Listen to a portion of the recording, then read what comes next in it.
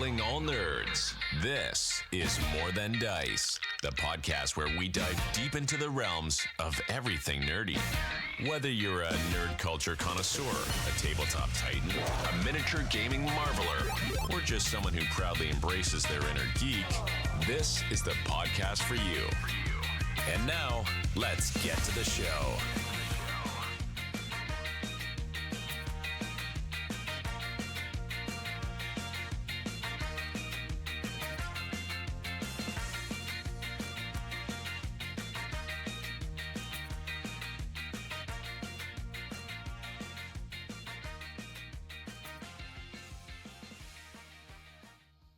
What?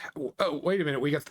I put it in the wrong. Wait, no. You are not seeing something different. We are doing a special episode of More Than Dice.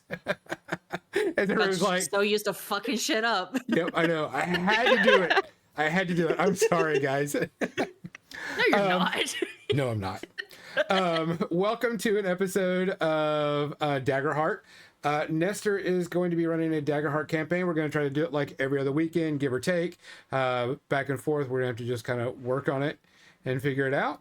But we're going to be handling the game. We are missing one player. They weren't able to make it today, and they're going to be coming back and getting it even better.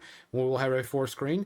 But this is not my show. This is Nestor's. I'm here to play for a change. So, Nestor, take it away. Wait, I'm supposed to run the game today? Okay. So we are starting session 0 of Daggerheart. If you have not been watching the latest episodes of More Than Dice, we have been talking, I think, almost nonstop since the book, or even before the book came out, about Daggerheart, which is by Demi Plain and Darrington Press, which is by Critical Role. So if you watch Critical Role, which I just started a few years ago, thanks to a lovely friend who has joined us today, Ariel. Say hi, Ariel.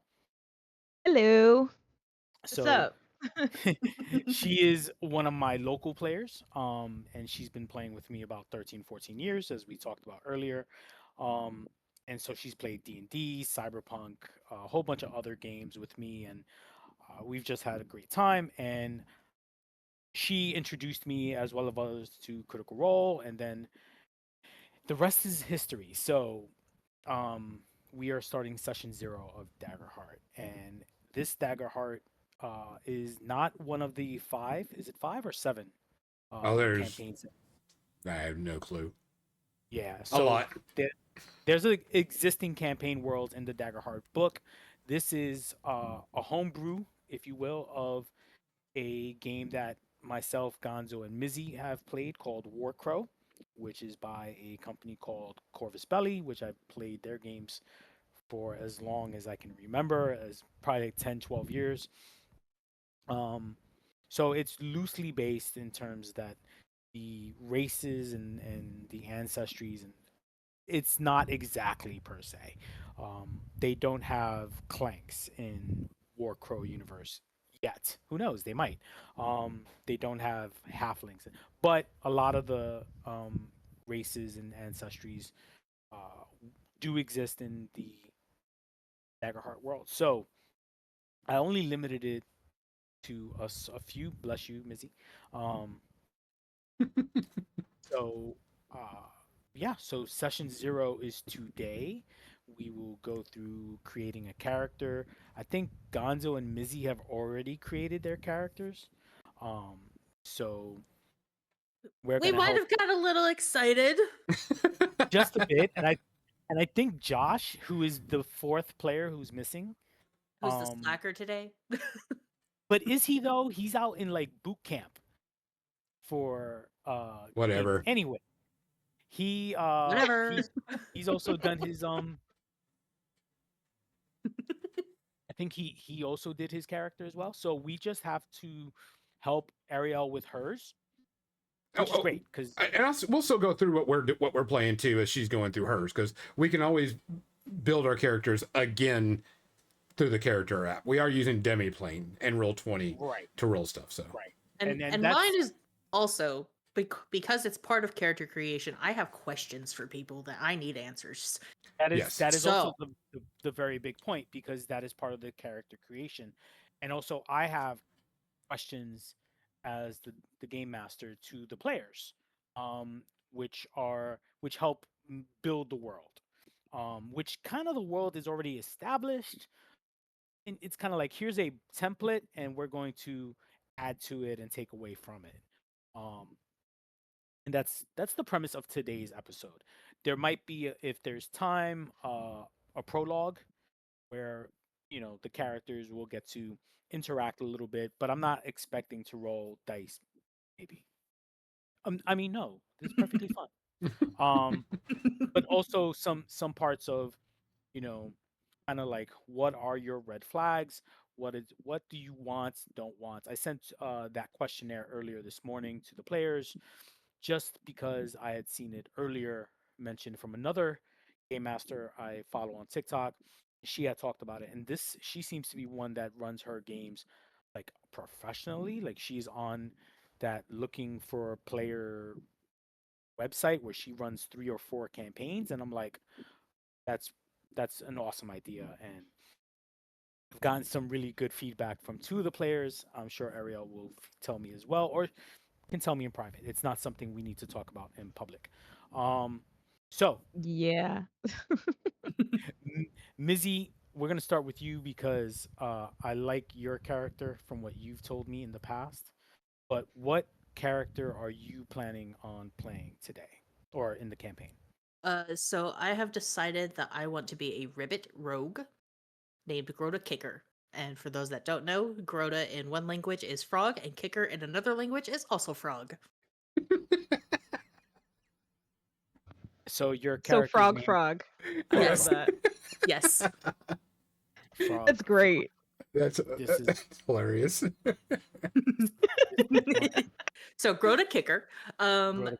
And I went the Nightwalker subclass. Do we want to do this where we each say what we're playing and just go through the steps as we're building it, and just the get starting as you name your character, and then go to the the next step and just do that and go together as a team? Yeah, I think we'll go around, and then what your name is, what class you're thinking of, if you don't already know, and if we need help, then we'll go through it together. So you said, which one? The Shadow? Yeah, the Nightwalker one, The Nightwalker one. where I can jump in and out of shadows and do shenanigans stuff. I love that one. That's a very cool one, especially for a rogue. It's classic rogue. It's like fade into darkness, But the thing is, you're a ribbit, so it's kind of weird too to see like a frog do it. Like an anthropomorphic frog just fade into shadows. Like, that's awesome. Okay, but also there's one of the experiences that I decided to go with is what comes from the depths. So, you got the Oh, shadows in the waters. we'll talk about that when we get to experiences as well. Oh my gosh, I'm so excited for your character. This sounds so fun. I Gonzo, almost no. Don't even. You're scaring me. You're scaring me. We're gonna. So, Gonzo, what did you decide that you wanted to make, or did you make? I am going to go with a troubadour bard. It's the classic, instrument using bard, and I'm actually going to go with a half Qatari or half elf, half faun. So the faun part that I'm keeping is the kicking ability, and the elf part I'm keeping is the original part 1 of it. Because you can, whenever you do a half of something, you choose the first one and then you choose the second one of whichever one. So I chose the elven part of. Let me go to my character sheet real quick. So I had there is no place to put this on the new character sheet, so you have to do it yourself. So I'm keeping the kick part of faun, so I can kick people away from melee or kick myself out. And then the elf part, anytime I have to, I can gain an advantage on any reaction roll. Ooh, that's nice. Yeah.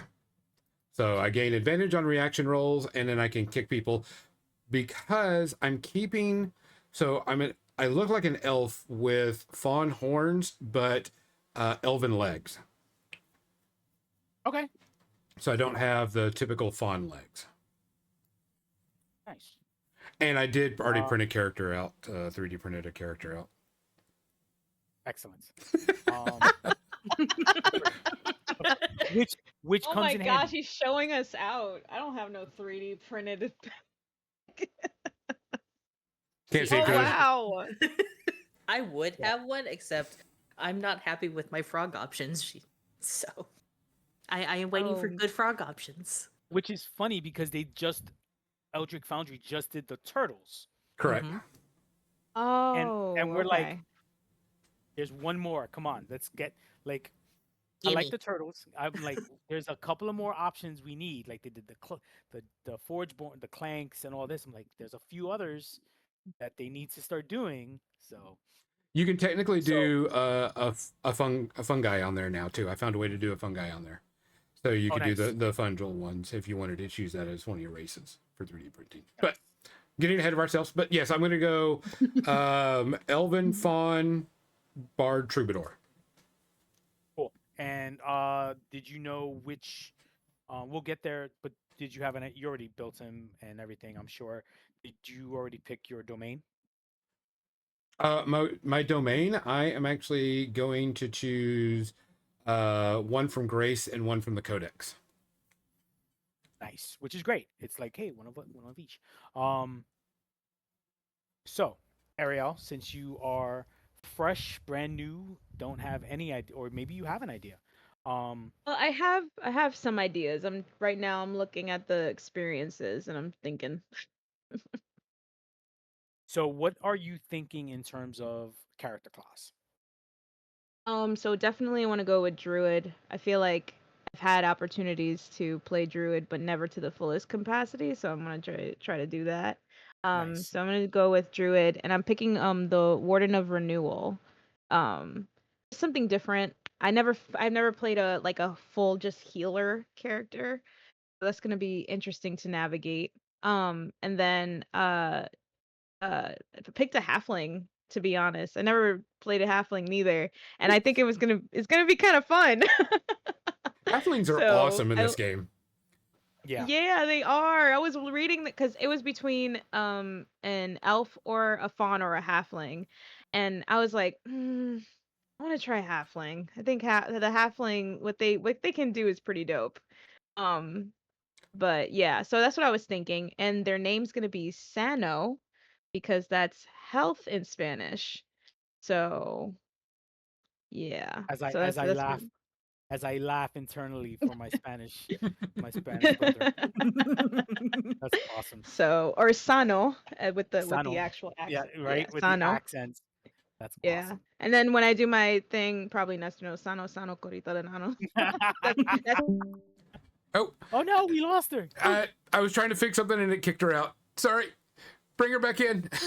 Damn Hold it, on. Gonzo! I got her. I got her. Yeah, I got her. Sorry, I was trying to fix her and it kicked you out, Ariel. Oh my gosh! If you just wanted me out, just tell me. Well, I was trying to fix the What volume happened? because you were spiking on the meter when you were talking. Oh, I was. No, Oh, no, can I lower fixed that. that. Don't fix yours. Let me fix mine. Oh. Yeah. All right. And so whenever I did Um. that, I went to click it and my mouse went kick. I went, damn it. And it just moved her to the other room. That's all it did. So God damn it, Gonzo. Yeah. you gotta have a damn it Gonzo Oh, at least but yeah, once. Like Yeah, at least one damn on. And remember, he's like, I did everything right in the beginning, right? In the beginning, he's like, I did everything right. Look, we're good. In the beginning, I did everything right. In the beginning. But, nice. You know, I didn't even But yeah, I was gonna do that. Nice. I didn't even get So, my character's name is gonna be Tomlin Embersong. And there's a reason for the Ember, and we'll find out when we get to equipment. nice. So, halflings, I love their ancestry features. Oh, In case yeah. Anyone? They have Luckbringer, which at the start of the session, everyone in your party gains a hope. Yeah. I'm supposed to Nice. be. I want fear. I get nothing. Everybody gets hope. I'm gonna Um, make sure we are fighting with hope against you. yes. every session. That's the Sano Kurito Kano. Yes, Um, that's a sano that's sano corito de rano. Yep. Yep, Exactly. that's the passing of the Vicks on everybody, so everyone feels good. Um, and Very, then if anyone does not know, Latinos truly believe that Vicks can cure everything. Oh yeah. Just yep, if you didn't yep. know, If Vicks it's cures everything. remember that my big fat Greek wedding, it was Windex. We Hmm. felt that because it was like, no, it's Vicks. Like we must Hmm. have, and not just vapor rub, it's Vicks. It's Vicks. It's not just some rando. If it's not Vicks, we're not using it. Yeah, pretty Uh, much. Hmm. Um, I have a and then question. internal, yes. So I mean, we've got our our racial things, and we've chosen what we are, and so on and so forth. But we chose our subclass. Hmm. I chose Troubadour, and Mizzy chose Nightwalker. Nightwalker, and Ariel, you chose Uh, the I think Renewal I'm still Druid. figuring that out. Renewal Druid. Yeah. Oh, renewal. Yeah, yeah, yeah. Warden of renewal. Okay, That's your healer. That's your healer gotcha. right there. Yeah. And then internal compass, when you roll a one on your hope die, you can re-roll it. So I wanted to go over what Mhm.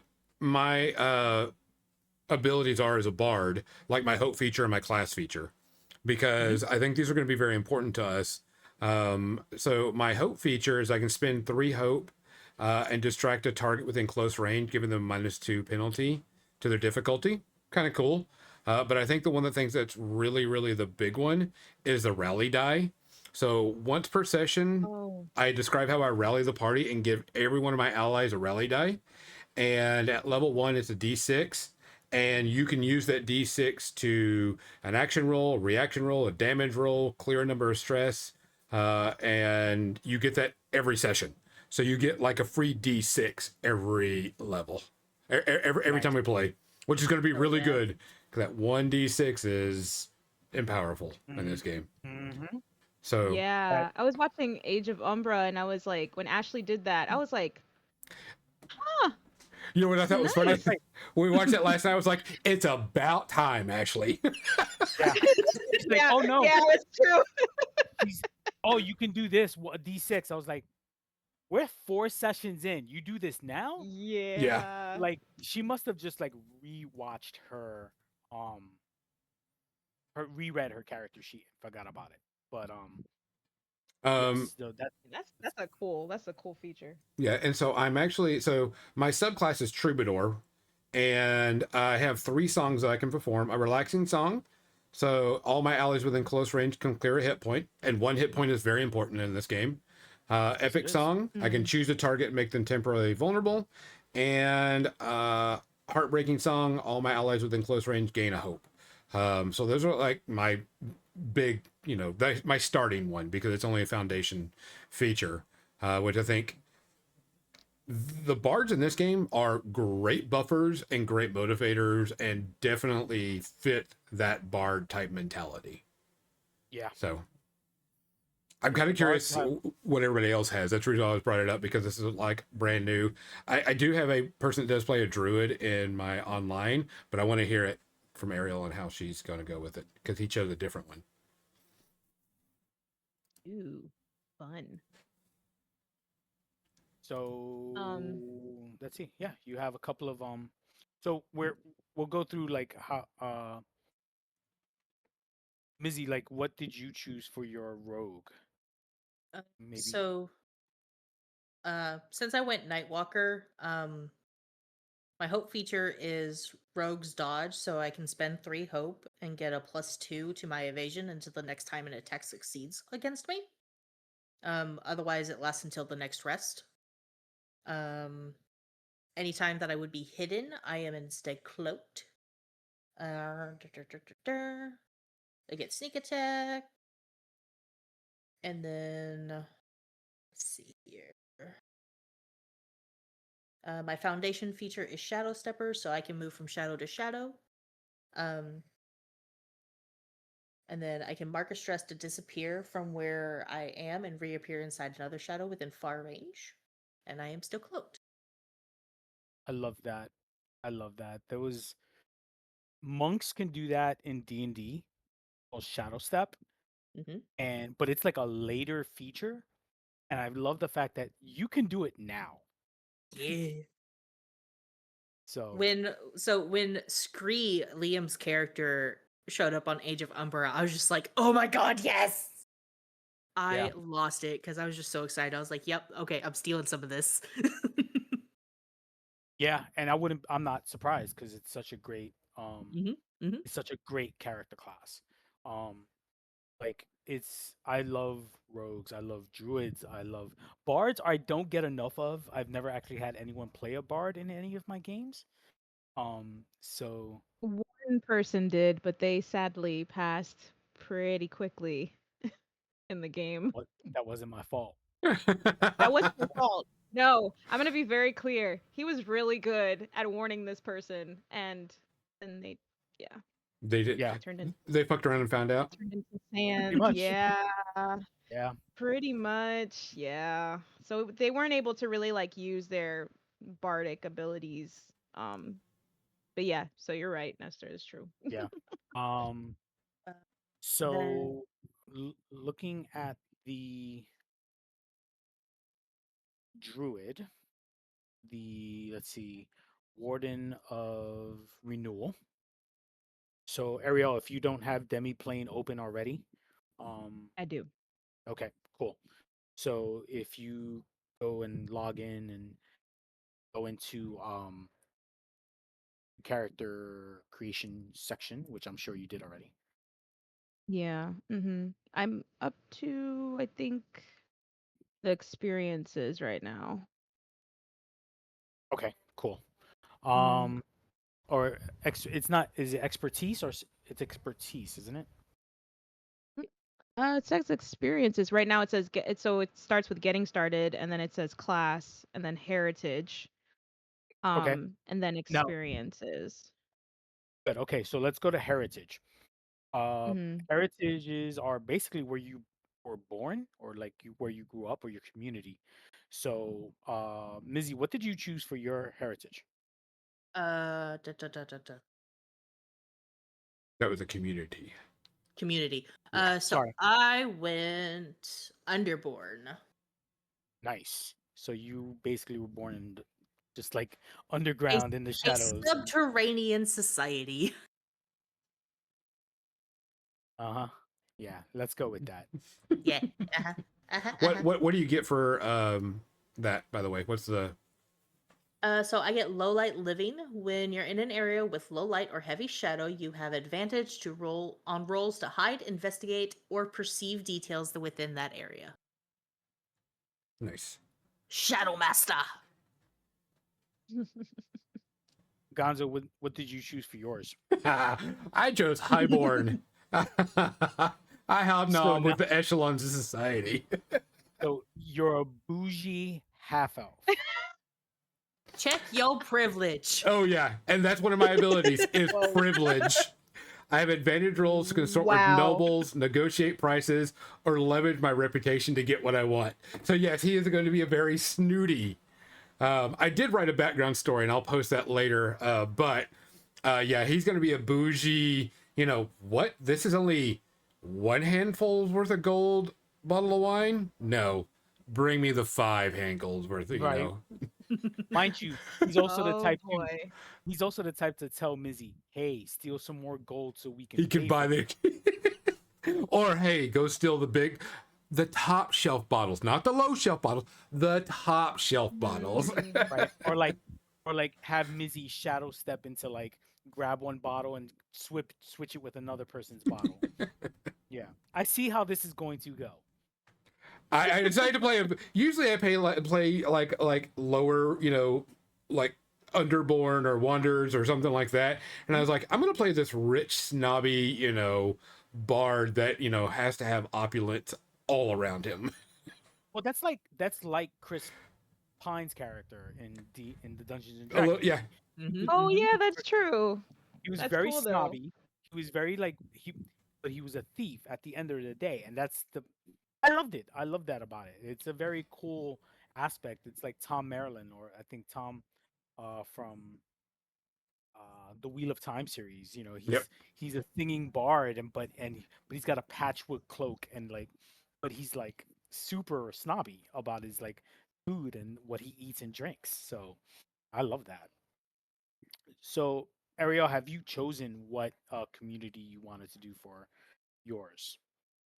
I'm like, I'm not gonna lie. It's been hard because I can go with the easy Wildborn because I mean, obviously, because she's a druid. But I wasn't sure if I wanted to go with like, could I could also go with Ridgeborn or Wanderborn.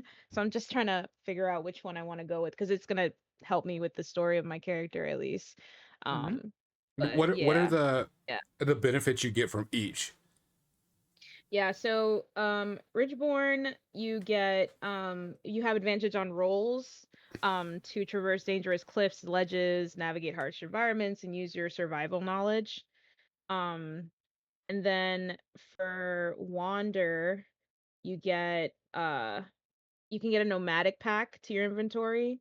So once per session, you can spend a hope to reach into the pack and pull out a mundane item that's useful to your situation. Which So is work with your amazing. GM to figure that out. Yeah, which is kind of crazy. I can literally go, so I pull this thing out. Yeah, Mary Poppins wannabe. right. Hey, Yeah, Exactly. just straight up. hey Like man, I need a crowbar over here. no, and Yeah, I got it. didn't So I took Sam out a crowbar. didn't Sam's character do that in Age of Umbra? Like he did something. Yes. He Somebody reached into did. that. Yeah, he's like, oh, I took this out. I was like, what the? Huh? Oh, okay. Well, yeah, it makes Yeah. sense. Like I spend a hope and I get an axe to cut down trees or such, or like flints or something like it needs to make sense to a degree. Correct. Yeah. Like, you know, 50, 50 Sure. feet of 50 feet of rope. Sure, I guess your bag is bigger on the inside. It's a wannabe Time Lord. It's a bag of holding. It is. It's a bootleg bag of holding. You got to kick it every so Yeah. often so it Just comes out. yep. Um, Mhm. I think Um both have their. I Wait, mean, both have. what was the other one? I thought you said you had three. Oh yeah, Wildborn has your movement is naturally silent. You have advantage on rolls to move without being heard, which I thought was very interesting as well. So there's a lot of good benefits from each one, which is probably why I'm still sitting here thinking which one do I pick. Mm, Well, I know that Oh, the druid wild shaping abilities that you get and stuff. If you haven't looked at those yet, those are crazy. My friend that's playing a druid, like you can go, if you choose a packed animal, if you're attacking a monster that is next to your friend, you get bonuses to that. It's the druid wild shaping abilities. hmm. Some people are asking for nerfs to it because it's so good right now. And I'm like, nope, leave it alone. Leave it alone. Yeah, leave it. I love that. Yeah. So and I think something that I always have to like remember with the druid. There's so many things that um that go with their abilities. I mean, now we're doing Daggerheart, so I'm still like, exploring it but I know in D&D the druid had so many things happening with the character functionality and their abilities and stuff like that. So I still have to read through the wild shape, but I did read like skim it through and I'm going, "Oh my gosh, Yeah, this is amazing." I think at tier 2, you can actually do dinosaurs. You can go in velociraptors. And I know I it love like the that. tier 3, you can actually be a T-Rex. Okay, I'm ready. When are we going to tier 3? I'm ready. Hey Now, Bree, thanks for joining us. to be fair, tier 3 is like levels 8, 9, and 10. So like that is Yeah, it is. you're just finishing a campaign. To be fair, like No, that's just that's getting started. yeah, because you get wait, what do? I turn around and I turn into a T-Rex. Like, okay, Beast Boy, calm down. Like Rawr. I would I I would love love to turn into a velociraptor. Yeah, oh I think at Those like things tier are 2 you can go to fast. Velociraptor. I think Ugh, that's insane. that'd be I so think cool. that's I got awesome. it now. You're going to turn into a Triceratops. Grota Kicker is Yes. going to hold on to your two horns like this, and I'm going to be standing up there with the loot going, like we're from Mad Max. Yes. Yes. Let's go. That is I'm our gonna go- entrance into battle. I'll be your witness. Yeah, for real. Oh, like As he's at giving that, everybody dice. right? Like I'm like, okay. Like I'm like, please give me fear because at that point I'm gonna need it. But I do see epic. Like that's the Ariel can attest to this. I love cinematic entrances and exits of like bad guys and heroes. And I am. Do I want to be Michael Bay? No. I want to be like Francis Ford Coppola, like Dracula coming down the stairways with like Keanu Reeves. Um, but I like some of these for the Warden renewal, like your clarity of nature, regeneration. That's your healer right there. Oh That's yeah, what do you get for Warden Renewal? Oh yes, let me go back. So, foundation features, it says clarity of nature. So once per long rest, you can create a space of natural serenity within close range. So when you spend a few minutes resting within the space, you clear stress equal to your instinct. Ooh, So distribute as you choose between you and your allies. So nice. you're welcome. A regeneration, touch a creature and spend 3 hope. That creature clears 1d4 hit points. And then specialization. Well, actually, maybe y'all can tell me this. With the specialization features and mastery features, does that does that depend on the tier that you're at? Yeah, you're Or only at Foundation right now. When you okay, all level right. up, I you'll just be able wanted to get the to second check. and third ones. now, Okay, mind cool. you, Yes. this is milestone experience, which Yeah, we've done in the past. So there's a good chance level 1 to 2 is fairly short because that's pretty much like, hey, how many sessions, and it depends on what milestone you've reached. So you're Sure. probably going to reach specialization pretty fast. But Hmm. you're in that section because it breaks it down to levels 2 through 4. Your specialization features stay the same, like Mm.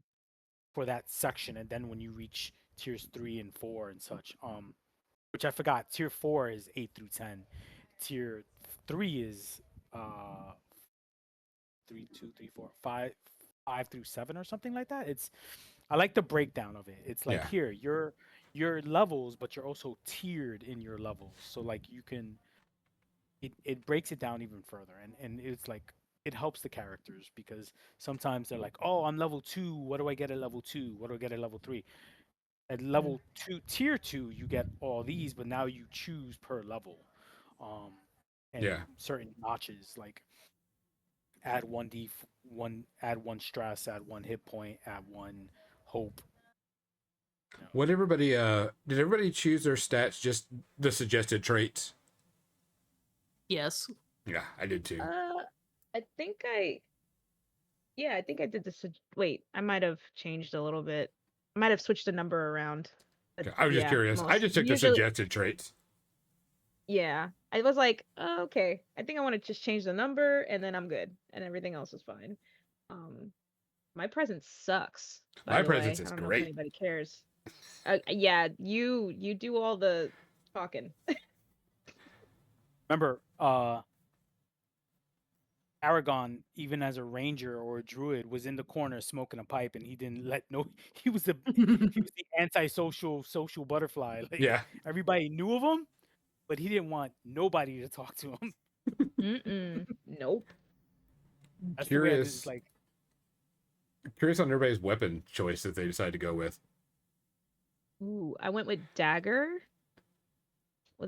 and then I went with a dual staff. Right? You can pick yeah, a right, yeah, first and yeah, primary, secondary. Okay. yeah. Yeah, because the It dual Yeah. just staff is isn't that like your ranged attack? Yeah, yeah, Yeah. Mhm. weird how And that's then such a a dagger. You need a dagger. Come on, everybody needs a dagger at some point. everybody needs a Somebody's dagger. You yeah. know who especially needs daggers? rogues. Rogues. Yes. So I have a dagger and another dagger. Yes. Yeah, I was going to Yeah, make. let's do. Nestor was saying that he'd mentioned that the staffs actually shoot in this game, Yeah, so it's actually a ranged attack, pretty much. but Yeah, dual basically staffs are. you're throwing you're basically like a spear, but it's just a piece of 6-foot wood. You're just throwing it somewhere. Wow. I did not know my staff was a projectile. I didn't. Yeah, Yeah, I they didn't usually realize people that. either like say like you're casting like magic through it, or you're chunking it and Mhm. coming back. But it can reach out to far range. yeah. Wow. Okay. I Learning lost my more. yeah. I lost my mind. I was like, wait, it can do what? Like, huh? Okay. Yeah, see, and I went, of course, rapier because that's the preferred weapon. And my secondary weapon is I went with what's called a festival whip. So I have a rapier in one hand and a whip in the other hand. And I asked Nestor because there's two whips in the game, a normal whip and a festival whip. And I'm like, what's the difference between a festival whip and a whip? Nothing really in stat wise. It's all just the same. But I asked him if I could have a flaming whip that just, sparkled or, flamed up when I whipped it around. And he's like, yes. And I'm like, okay. So The party whip. yeah. So Whip. my rapier, Party whip. yeah. So my rapier, I can, let me go to the stats on it. The rapier, I can spend a stress to target another creature within melee range. So I can hit 2 people. But the whip allows me to crack it, and everybody around me, when I crack it, has to move out to close range. So I crack it, and everybody has to disperse away from me. So I stab, and everybody goes boink. Yeah. So That's what's up. Basically, like Nice. it's almost like an earthquake, like a snap. Like everybody just bounces back because they're like, oh my god, what's that? Or Mhm. living in New York City where someone throws a firecracker and we all disperse. And yep, makes sense. Yep, that's what we do. Yep. Absolutely. You Like, don't what see is me that? there. Like, yep, we're gone. Nope. I don't ask. I just run. Yeah. Yeah. Yeah. Gone. Jump. We're gone. We're deuces. So Ariel, you chose the quarterstaff, right? You said. I did say. I think I said dual staff. yeah, I don't know dual if it staff is what you shows. said. You can click, if you click on class and you can go down the list, it'll show what your starting armor and all that stuff. Gotcha. Choose starting weapons, choose starting armor. Yep. I love the suggested. It's like, here, this is what we suggest. It's a very good thing. I really enjoy that about the Daggerheart info. It's like, here, this is what we're suggesting. Have a nice day. Yeah, because certain weapons in this game use different stats. Like the rapier uses presence, which is my primary stat. If you go to, let me go to, you said dual staff. Where is that? Yeah, dual staff is a 2-handed. It uses instinct, and instinct is your higher trait, right? Mm-hmm. Ariel. Better be. Oh. We should change that then. What I Oh might yeah, have to no. change that weapon. Yeah. Yeah, no. I didn't what is your realize the instinct part. No, So what- your I don't know why, but my instinct is 0. yeah? What's your primary stat as a druid? It's knowledge, actually. So we need to find a knowledge weapon for you. Yeah, that makes more sense, right? Okay. So what's weird is like your spell cast ability is based on instinct. Oh, so it should be instinct. Oh, did hold on a you? second. I gotta change that. Yeah. That might have been the number I changed. Whoops. Yeah, you All you right, want to we're make gonna sure go- you're spell casting Let's with your go with correct. suggested. Let's just go with suggested. I'm just gonna change the. Yeah. Yeah, cuz it's like, "Oh, you should no, keep the suggested for or there might be one or two you might want to change. But But I didn't instinct realize that one I didn't want to change. Woof. All right. So yeah. So now my instinct is +2. Okay. Oh, okay. That's the suggested. The suggested numbers. And Mizzy, what happened? What do you get for using 2 daggers? So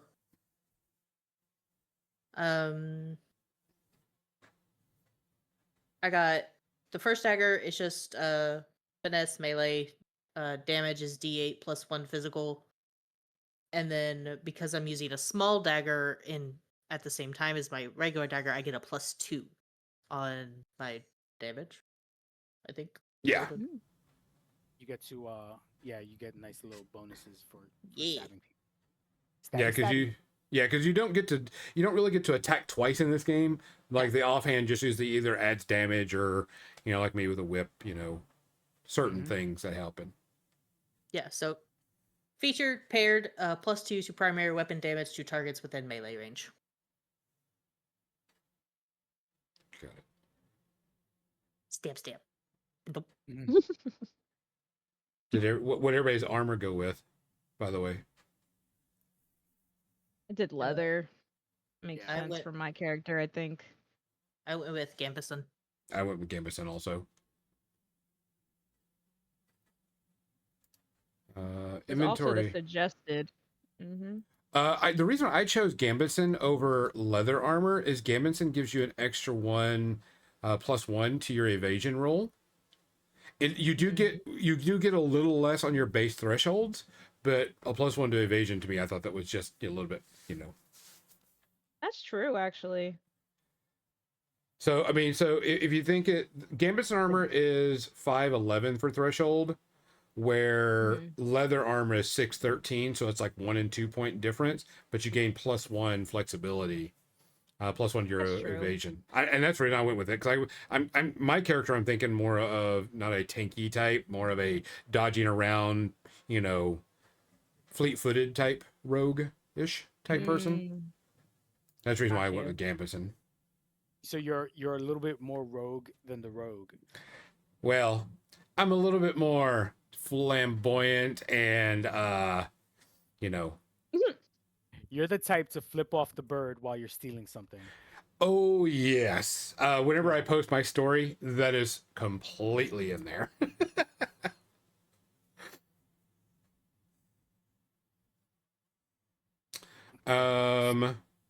What everybody take for their starting inventory? I'm curious. Mizzy, Ariel?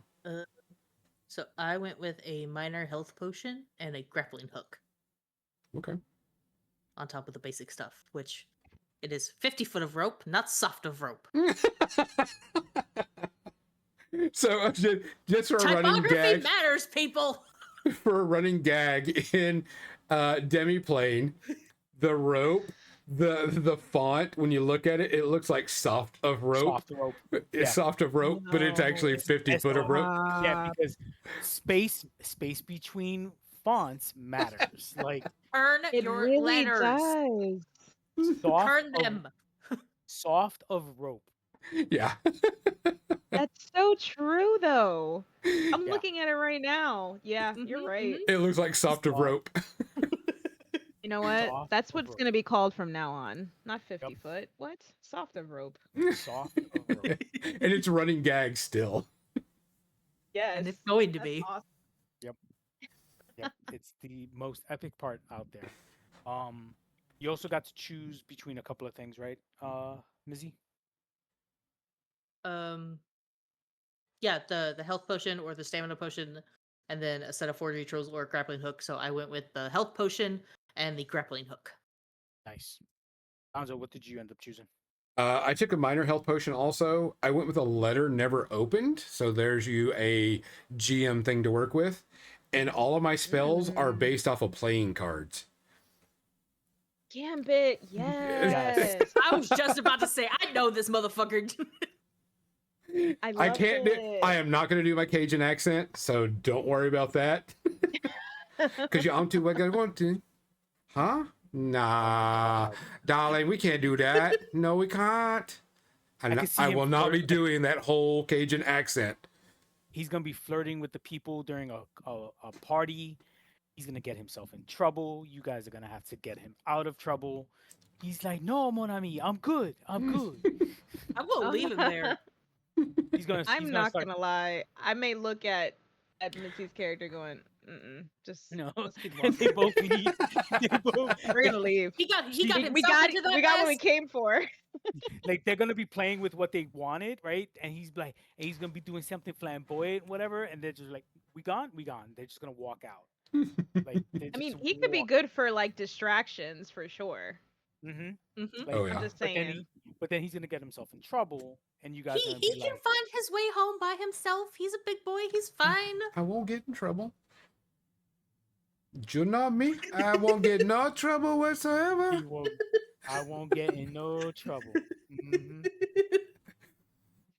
So Ariel, you get to choose between a minor health potion or a stamina potion. I chose And minor health. okay, and then you got a small bag of rocks and bones, kind of creepy. Um, or strange pendant found in the dirt. I had to go with the strange pendant. I mean, Oh, again, you can use that your I'm gonna, DM abilities, your GM you know, abilities. you know me. I'm gonna reach deep into that. Oh, I know. Did you ever tell them what you did to one of my characters in D&D? That I was like constantly having visions from a god Yes. So in Curse of because of Strahd, a which is thing. Curse of Strahd is my favorite D&D module. Just want to Oh point that yeah, out. it's great. It's a great, and it's people are like, oh, whatever. Like, no, if you read the original Curse of Strahd module, the players die. Like, you're never coming out of that thing alive. Um, but so she touched something that was on a cleric's table, and she ended up Yes. starting getting visions from the sun god of that plane that was trying to get into that plane, but because you know how Strahd controls that plane, she needed a foothold, and she was using Ariel as the foothold of to try to get like use Ariel and her druid at the time, which was an elf druid, basically to just like, hey, you're gonna be my champion in this world. And so like every so often she would get visions, and it actually passed down to her twin daughters that were later used, that Ariel and Ariel's sister started playing, the tw- Yeah, that was kind of fun. the sisters, Nice. the daughters of that character, who also started getting visions. So it passed down. Um and Ariel's like, "What? I still get these visions?" I was like, "Yes, and your sister gets them too." So like it it became very, it was a family affair. Oh, their dad was the big bad guy as well. That So tracks. So if it helps anyone to understand, I have been through quite an ordeal playing under Nestor. My characters needed therapy and they never got it. So, Mizzy doesn't know anything about needing therapy for her characters in my campaigns. yeah, ah, no. oh No, no, never. that face. Gonzo and Nestor are cut from the same DM cloth. Let's put it that way. I so I This time last year, I was going through a reflection of what I wanted to be as a game master. And I said, I'm tired. I feel that I need to pull away from horror. I'm always being pushed into a horror game. And it's not being pushed by them, it's being pushed by myself. I want to do something scary or such. And then I just said, you know what? Fuck it. I'm just going to accept who I am.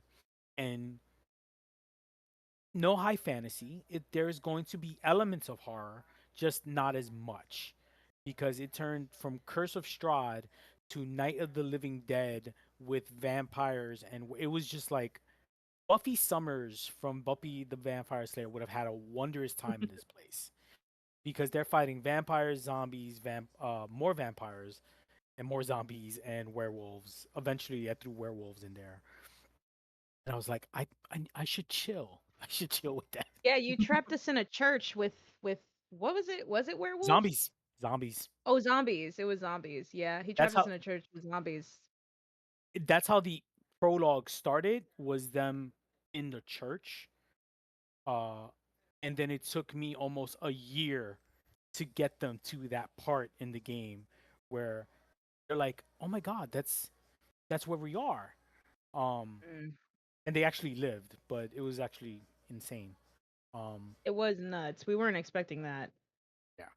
Um Mhm. I think, let's see. So the rogue, sorry, give me 1 second. So uh you got the forgery tools. Is that it, Mizzy?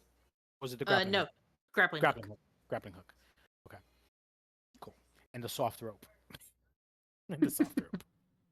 Everybody gets the soft rope. Everybody picks the soft rope. Everybody gets it. You And you get said, it off rope. yep, pretty much. It's like you cuddle up next to it. My soft rope. It's my Um, pillow. It's my pillow. I feel good. Let's see. Druid. Um, so you get your domains. Mhm. Trying to Yeah, think. domain should They're be next. awesome. Yes. Um, let's see. Stage or Arcana. Mizzy, what domains did you choose for yours?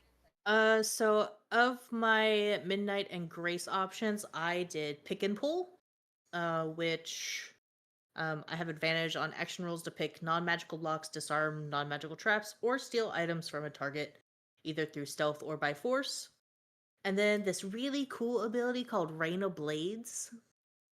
Mhm. So yeah, Yeah, this is good. So Mhm.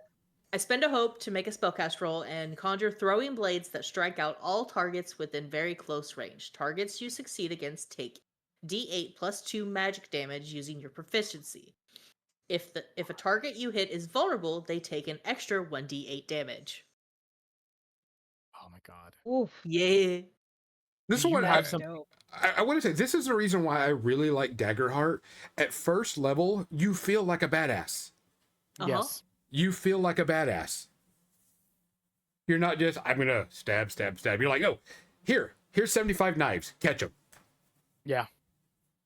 One of the things I really like about Daggerheart is you feel badass from the beginning. Mm-hmm. That's your second. You get 2 or 3. It's 3, isn't it? 2. Two. Too.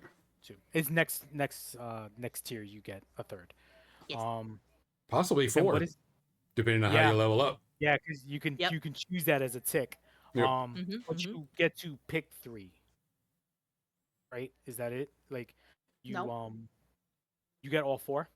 No. When No. you level up, you can choose to pick an additional card, or you automatically get a card from either second tier or level 2 or lower, or you can actually pick your card and then get some other type of ability like an extra hit point or something Oh, like that. that's right. That's right. Yeah. Yeah. That's There's when you level up, there's a plethora of things to choose from.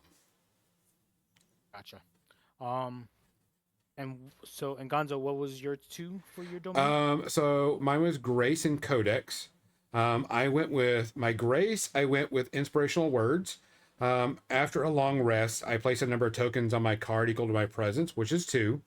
When I speak with an ally, I can spend a token with this card, and an ally can either clear a stress, clear a hit point, or gain a hope. And I can do this, just 2 tokens for right now. And then I took, for my codex, I took a book of Iliad, which is a grimoire, and I get 3 spells out of that. Slumber, so I make a spellcasting roll against a target within very close range. On a success, they fall asleep until they take damage or the GM spends a fear to clear it. Or I can do telepathy. I spend a hope to open a line of mental communication with one target I can see, and this connection lasts until the next rest, or I cast it again, so I can talk to people in their mind. And then my last spell, which is also kind of like Mizzy, is once per rest, I can spend any number of hope and shoot magical projectiles that strike a target of my choice within close range. I roll a number of d6s equal to the hope spent and deal that much magical damage to the target. So if I have 5 I hope, love this. 5 magical bolts get shooting out, and I roll 5d6 damage right off the bat. What? Wait, do you have to Yeah. spend that hope to use that? Like Yeah. to spend that many hopes Yeah. for that to happen? Oh wow. Yeah. So I can spend kinda any like- number of hope. Crazy. Yeah. So It's kinda like it's Wow. the It's kinda magic like missile. missile. Yeah. It's kind of like magic missile. So I was here's like- the cool yeah, thing. that makes sense. Here's the cool thing. You're giving me hope. I can give us hope, so we can get up to 5 hope right away, and I can go boom, shoot, and then we're like, hey, someone else give me Yeah. hope. Someone else give me hope. Yeah. Mm-hmm. And then the thing is, you're Ooh. rolling dice Correct, to get more hope on you know, top of that. to Yep. get more hope, and that's completely possible. But it's also possible you're gonna give me fear. Oh yeah. So Oh, it's We're not gonna the speak that into existence. no, I am. I'm speaking that into existence. I want that. I'm negating your speaking into existence You of are fear. because like normally, when everyone is here, I'm getting 4 fear, and then depending when the game starts, I get 4 fear, and then when the session starts, we all recover fear. Well, Mhm. I'll recover fear, and then during short rest and long rest, we all regain hope and fear and so on, and it's great. I love it. Mm. Um, but I was I have a watching. question. Go for it. I'm sorry, I don't mean to interrupt. I have a No. question. The tokens, because I was looking at one of the domain cards that you say if you spend a token, what are the tokens? It'll say what the token is. Mine, I get a Oh, token okay. for each one of my presents. So I got 2 tokens right now. So if my presence goes up to +3, I get 3 tokens. So I could give I could Oh, go, Ariel, have a token. You could spend that on whatever you wanted. So okay. Okay. so it's just an arbitrary thing called a token. Just for example, my local group that I play with, the Bard, I actually printed little 3D printed little treble clef notes that she can give out Nice. during the game to people That that is she wants to so give to. cool. That's So awesome. Okay. All right. I was just wondering. And then with the domain cards, are every time, like every new session we change them, or is that the domain cards we stick to? that's the domain card you get to use. Once you pick them, you picked them. Yep. Okay. They And don't then change out. when you get to tier 2, I'm assuming you get to choose more, right? Yes. Yes. So Okay. for right now, since you're learning and some people are listening, you start out with like 2, then you can get up to 3, you can get up to 4, and 5. And when you get to level 10, you can have like 12, I think is what the maximum, but you can only use 5 at a time. So you could have Oh. 10, but Yeah. 5 are outplaying and 5 are in the vault. And if you Right. notice on some Mhm. of those domain cards, there's like a little lightning bolt with a number on it. That's how much stress Mhm. you have to bring it from your vault back to your hand and switch out. So you can only have 5, and say you want lightning bolt or whatever, but you're going to get rid of fireball. So you'll get rid of fireball, you'll bring lightning bolt in, pay the cost for that stress to get it in, and then you've got that one. Lightning bolt's now in your vault, fireball's now in your hand. Yeah. Gotcha. That's what I was asking earlier, and I wasn't sure what the max number you could use Yeah, you can only at have a one maximum of time, 5 cards at one time. which is can happen mid like level. You could almost go tier 3 and get max 5 really Yeah, fast. yeah, depending on how you choose it. But and the thing is when you're resting, you can switch out your cards without stress when you're resting and you take a short and a long rest. But if you're doing it like in the middle of combat, like, oh crap, I don't need a lightning bolt, I need a fireball, um, you have to pay the stress to bring it in and out. Yeah. Okay. But we'll work that out as time moves forward. Yeah, we've got a while to go before we can Yeah. before we have to worry about that anyway. Gotcha. Let's see. What's next? Experiences? Experiences. Oh wait. Did you choose all your So I just chose Unleash Chaos because I'm not gonna lie, when I saw Laura Bailey use it, I was like, I know. I was like, wait a second. I'm pretty sure I have Arcana as a druid. And so I looked it up and I was like, hell yeah. Sorry, I didn't mean to jump So ahead, but yeah. so I think I'm trying to choose between like a useful, like something that we can use outside game, like the gifted tracker or nature's tongue. Um uh Possibly the two. I looked at Vicious Entangled, and I remember in the last time I used Druid, I used Entanglement, what was it in Vicious D&D? It was entanglement. a yeah, Like Vicious Um, Entanglement. Yeah, thorn, something like that. thorn. It was like That was a no, like a you had a thorn whip, thorn whip, or but you also had like entanglement or something like that, but it was yeah, I did thorn. have Entanglement as a spell. Okay, cool. Yeah. But so I'm like trying to figure out like what do I want to try to do. But I'll figure it out. Which I can always one? change it too if I change my mind, I guess, yeah. before we start actually playing. Yeah. Which one was it? Which the The first one. Unleash Chaos. You mean the Not. domain? That's what you're talking about? Yeah. Arcana, you said, right? Yeah, it's Arcana and Sage. Sage. Shade. I'm not used to. I'm not used to the symbols yet, so I'm looking for it.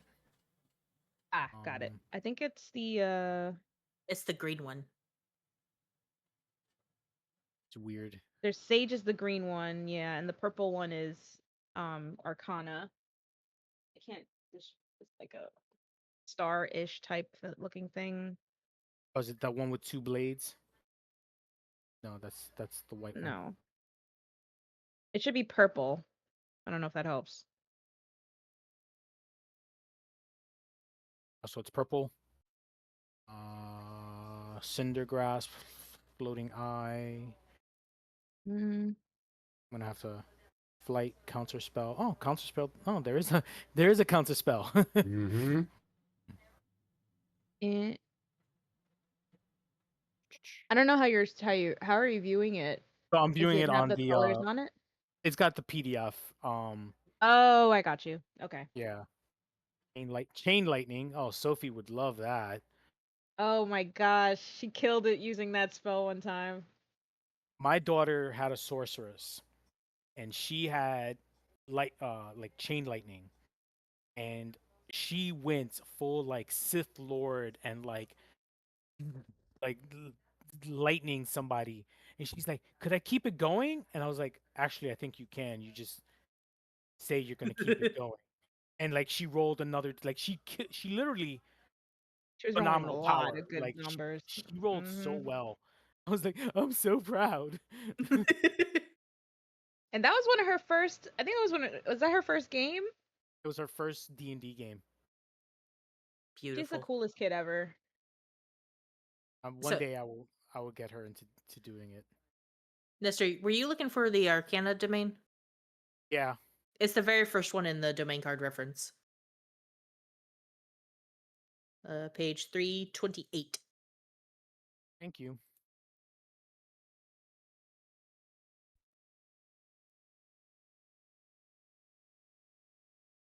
Yeah, the Unleash Chaos is super freaking good. Mm-hmm. You're just like, let me just blow things up now. I come on, man. I'm a healer. Give me something. Oh yeah. Let's see. Make a spellcast roll against a target with far range and spend any number of tokens to channel raw energy from within you to unleash against them. On a successful roll, a d10 roll number of d10s equal to the tokens you spent and deal that much magic damage to the target. Okay. Mhm. So the question is, what token are they talking about? I'm a bit lost on that one.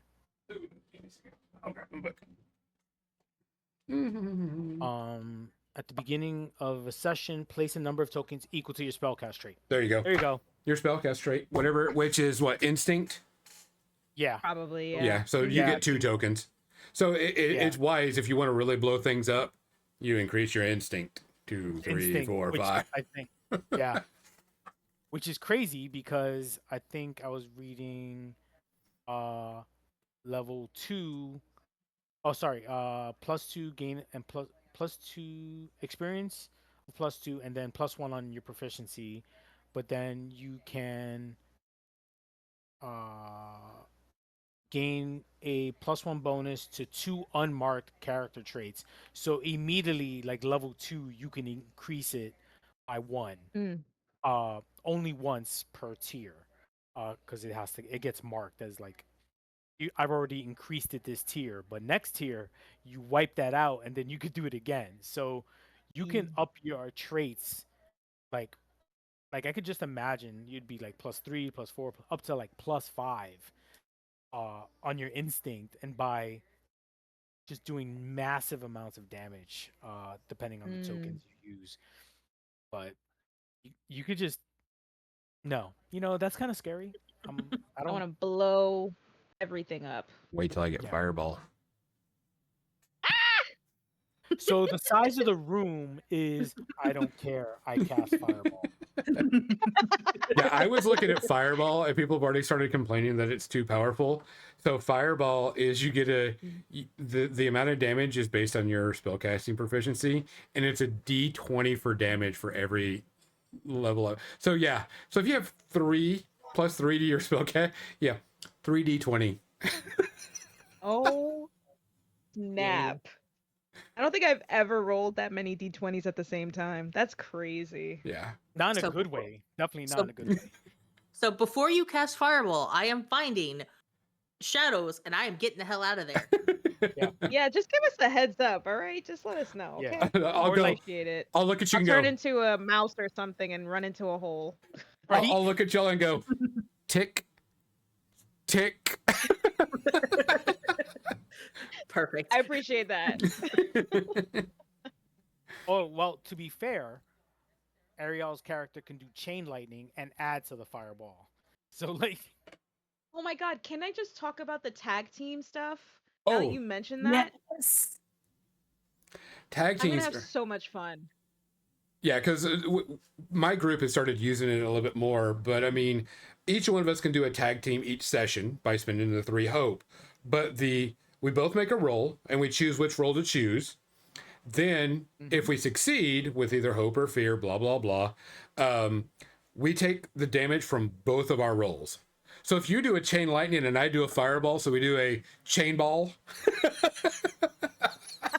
Chain ball. That's what we're gonna call it. Yes. We're writing Are this you- stuff down. Came in like a chain ball. yeah, no, it's not no. Yes. Yes, No. yes. Uh-huh. It's happening. Now, Yes. now Because I'm mind going you, to sing yeah. that to him and go, come in like a chain ball. and you got the bard going. See what happens? See what happens? You're welcome. I'm so Now- excited. Now, mind you, chain lightning is a level 5 spell, so it'll be a while. But I Don't just worry, see it's that okay. coming. That's okay. We're gonna let it brew. Ariel and I are going to have this side chat in text, and we're going to be like, ready? Chain ball on 3, Yep. 2, 1, and boom. Here we go. Yeah. Exactly. So, This is so much fun. Oh, sorry. Before so okay, so you have an idea. You guys have your domains mhm. set. You have your spells sets. Ariel, your attributes are set to use instinct as your primary, since all your spells are instinct primary. Yes. Your equipment is set. I think what's next is your experiences. So Yeah. heritage is technically next. I want to talk about our Oh, yeah. ancestry features and abilities. Okay. Oh, yeah, because 'Cause- I did on mine, but they didn't get to. So I'm really excited to be a ribbit because 1, frogs, and 2, I'm amphibious, so I can breathe and move naturally underwater, and I have a long tongue. I can use my long tongue to grab onto things within close range, and I can mark a stress to use my tongue as a finesse close weapon that deals D12 physical damage using my proficiency Nice. With your tongue? with my Yeah. tongue. I'm I done. get to smack people with my tongue. You know what? Yes. Yes. I'm for this. Now love that. the question I would love to ask, and have you thought about doing it through the shadows? Yes. Okay. Just So you out of could- nowhere. Boop. That'd be kind of scary. Oh my gosh. That'd be so helpful if we're trying to like steal something. Ah, Now So you would cool. have to know the place you're sneaking, you're shadowing Of course. into. Of course. yeah. Of course. Of course. But that would be kind of cool. Mhm, Like mhm, mhm. I've That'd be dope. the tag teaming of like Ariel's character hits somebody with the quarter staff, Gonzo's character hits somebody with his instrument, and you just whip somebody in the back of their head with your tongue out through the shadows. Mhm, Um, mhm. Mhm. Ariel, you're a halfling. Yes. You're a hobbit. Yes. Which now I thought about it, I'm like, I should be Wanderborn. Why not? That makes sense. I like it. It makes That, sense. that makes I'm good I'm in sense. touch with nature all the time, you know. Mhm. And if I'm a healer, I'm gonna want to know what other places use to heal and things like that. So Yeah, I certain like that. what is it, equipment and stuff to make things, make potions or whatever. Your last name is Yeah. not Baggins, right? It's not Baggins. No, Sano Baggins don't. There's no Sano ring to Baggins. that. Sano Baggins. Sano Sano. Baggins Sano Baggins from not the Shire. Um, from not the Shire. No. not the Shire. Um, Mm-mm. let's see. So, and you, what are your two? Oh yeah, we mentioned. You give hope in the beginning of the game. Yeah. And every And session, then which is good. It's every session, which I thought was yeah. very cool. And Yeah, so every session and then what was the other one? Yeah, and I'm an internal compass, so when I roll a 1 on my hope die, I can re-roll it. Nice. I Don't love that shake for your you. head. Thank you. Thank you, Mizzy. it's, As Nestor shakes his head. yeah, I find a lot of the abilities in this game to be a lot of fun, regardless of like I might shake my head and like, oh my god, I can't believe this happened. But in truth, a lot of the abilities that you get are just a lot of fun in general. Oh yeah. Hmm. Let's see. It feels So very different from D&D in the way like when you're level 1, it's kind of boring. Not Yeah. it gonna is, lie. and It is that's pretty what. boring when you're level 1. And you're just like, okay, I hit a thing. Yeah, Sure. Next. Yeah. Oh, I'm yeah, gonna use my cantrip because I already used the one spell I can use from level right. 1 or Like 2, whatever. you only get two spell slots, and your two spell Mm-hmm. slots are chosen, and that's it. Like you know, uh, Exactly. and I was a bit lenient on spell slots because I didn't want to like limit the characters at the first couple of levels because you could only do so much at level 1. But anyway, domains, heritages, um, So I wanted to on mine. So of course I'm a half elf, half fawn, and of course I took the quick reaction so I can mark a stress to gain advantage on reaction rolls. But the fawn kick, which I think is really going to be fun, when I succeed an attack roll against a target within melee range, I can mark a stress to either kick myself off of them, dealing an extra 2d6 damage, and knocking back either myself or that target to very close range. So I can run in, snap, snap with my dagger, hit with the whip, and then kick them and either push myself away or push them away. Yes. I or cannot wait to witness that. or you roll with and fail with fear, And I fall and on they my grab ass. and you fall and they beat you up, Yeah. like, and they jump on you, like, where's my Okay, money? that Because would be funny too. yeah, because it depends. Or you succeed with fear, so you escape and you go to flourish, and that's when you fall on your ass.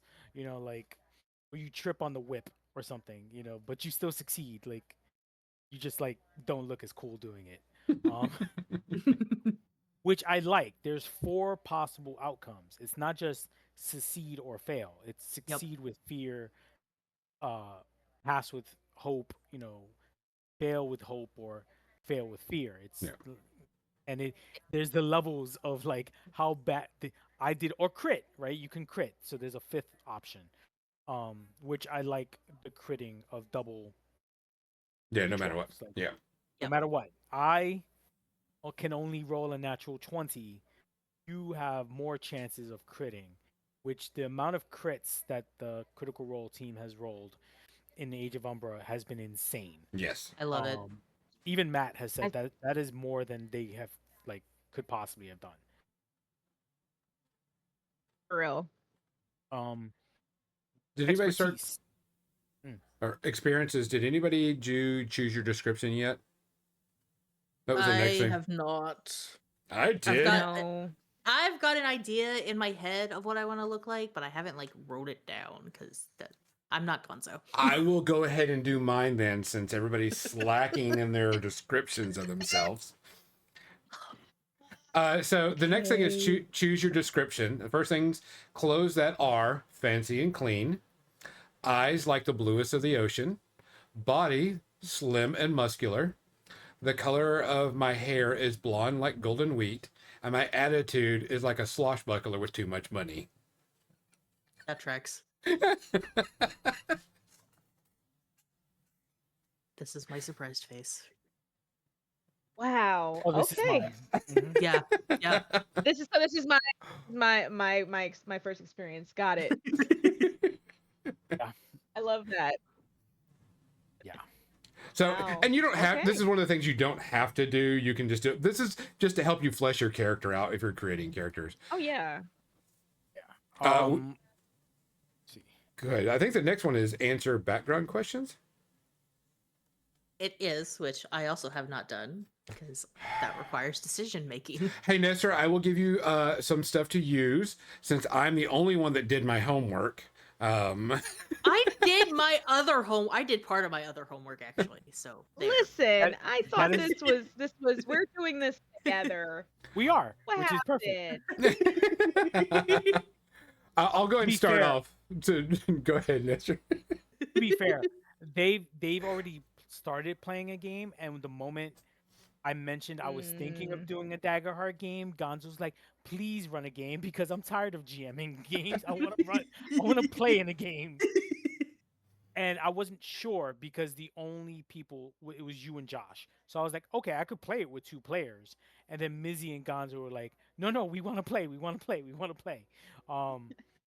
And so that was they've been very excited about running in this, and Josh has also been very excited about running it, and then he's not here.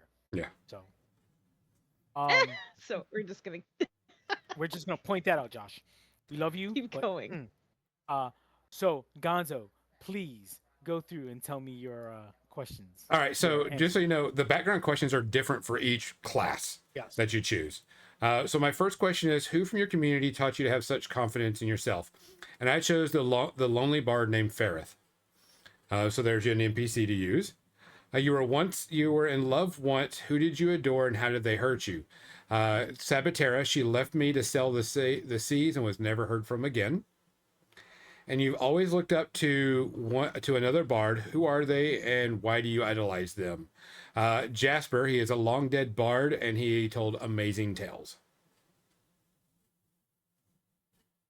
And Nice. there's background information for them to use. Hmm. Does anybody else answer those? Anybody want to say what their questions are at least? That way people know. I will Yeah, definitely let me look at say. the questions. All right. So my first question is, what did you get caught doing that got you exiled from your home community? Lots of things.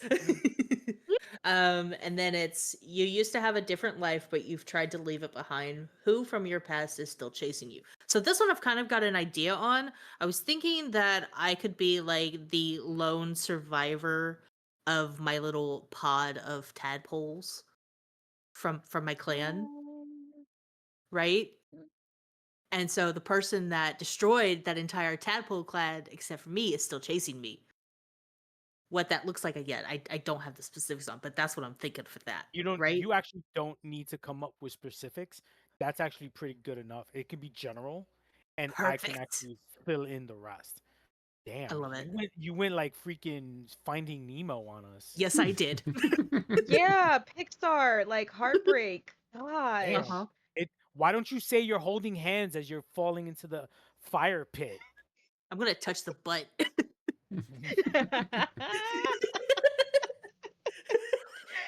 Oh my god.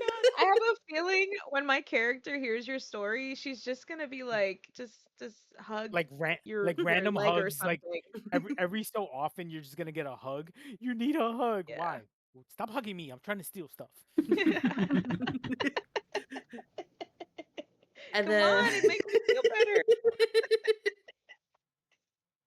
And then my last question is, from who from your past were you most sad to say goodbye to? Which is, it's kind of where I got the idea for my Galipa friend, my turtle friend. Your turtle friend. Yeah, so obviously I had to have somebody to help me grow up, right? So like I'm just thinking like a group of turtles took me in type of thing. Dude, it's Dude Crush. Which I honestly didn't realize until just now. What was it? Squirt? What was the name of Dude Crush's Yeah, son? Squirt. Squirt. Squirt, yeah. Your Galapa friend. Yep. I Which love I will. that story though. This is automatically like Pixar is going to hit you with a trademark violation.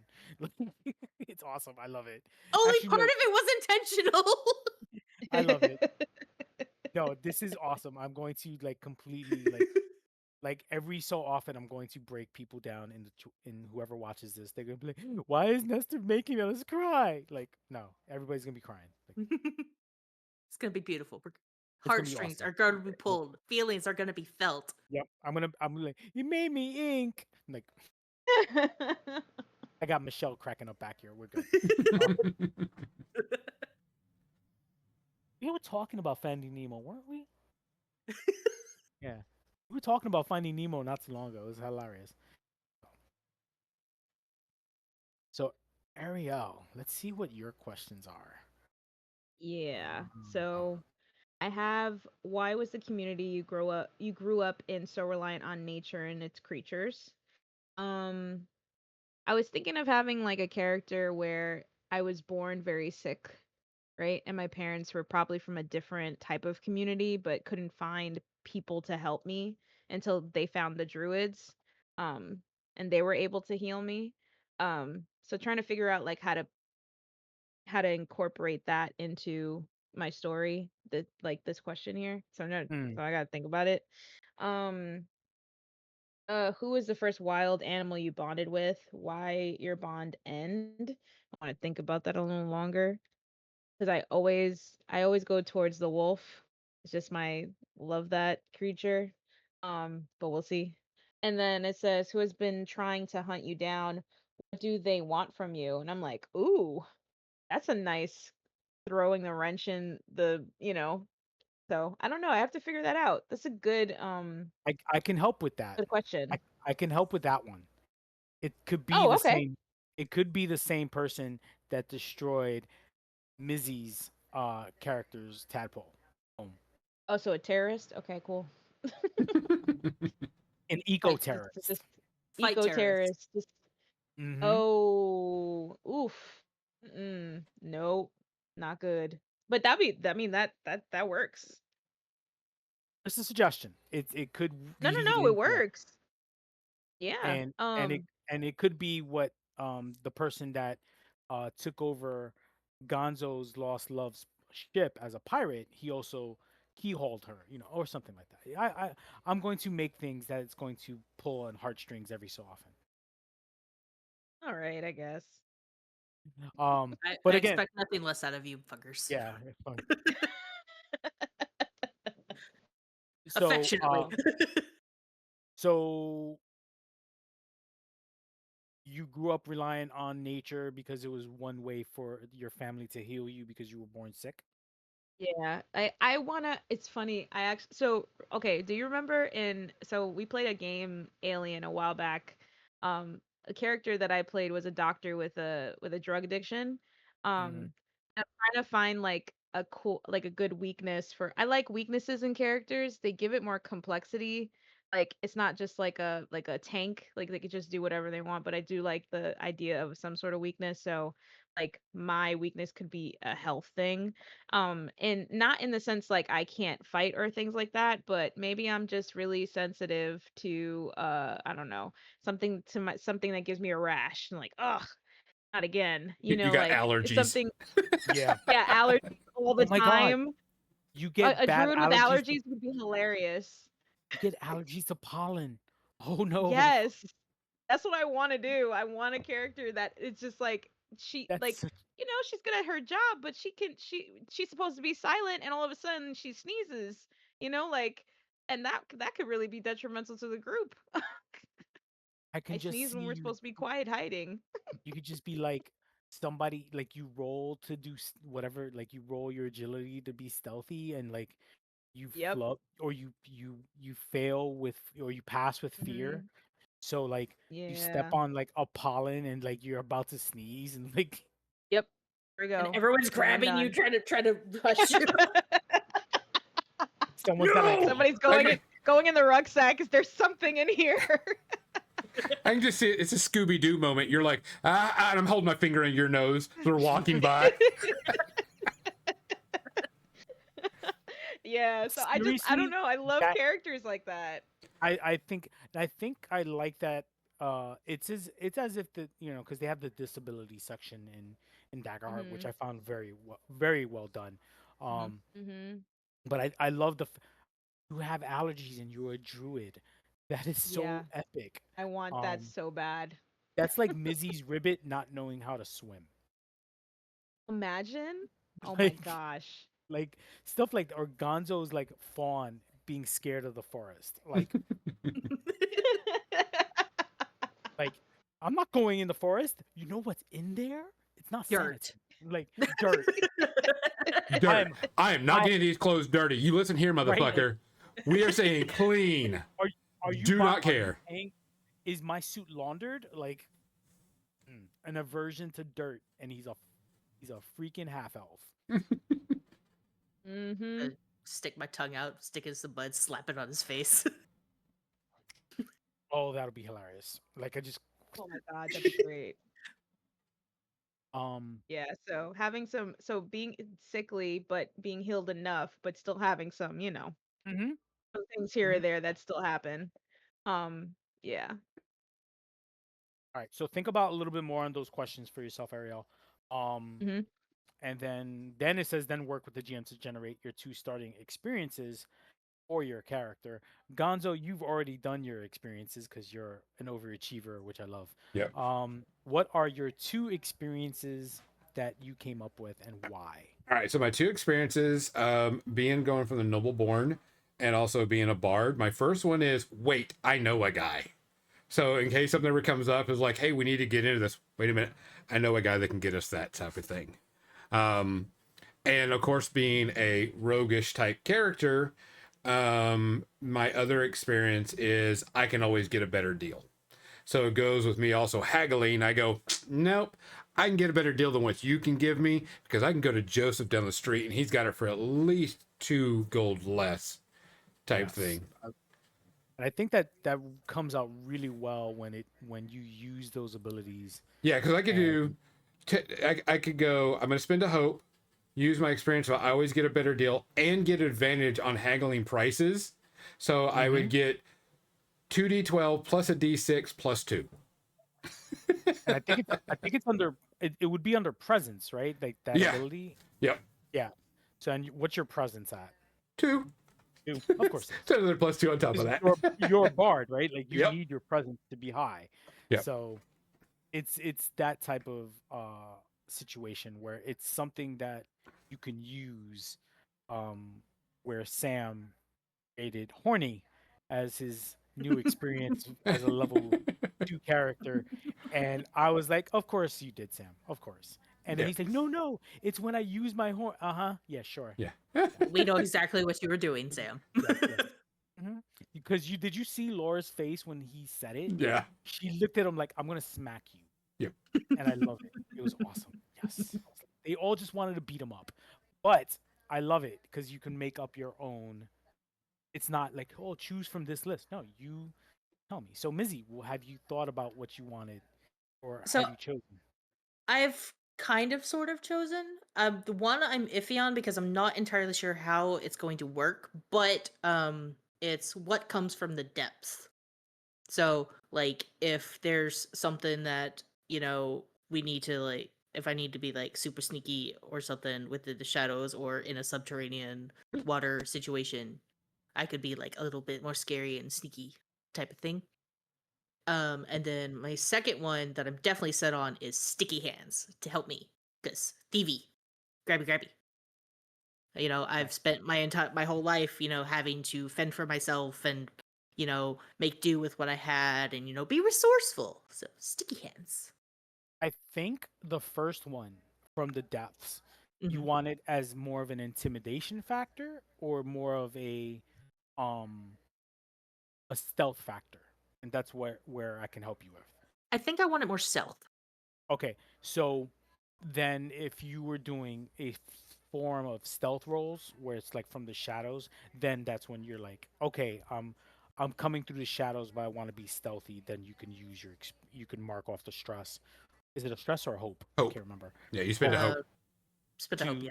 yeah. So while you're doing from the shadows maneuver, um, you're like, I want to be stealthy. Okay, then you can add your experience to it. If you wanted it to be more of an intimidation factor, where I want to sneak out of the shadows, but with like a cloak, you would just describe how you want to intimidate someone, because that's scary. Mhm. Like you can roll your presence, kind of like what Gonzo does, to like be flourishy. You can do the exact opposite and use it to intimidate someone.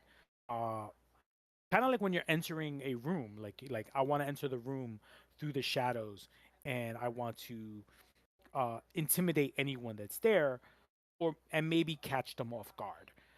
Especially if you're like catching like a nobleman who's trying to be sneaky, and you sneak up on them, and you roll that kind of like from the depths, or coming out of like the water, kind of like a Navy SEAL, but you're a frog.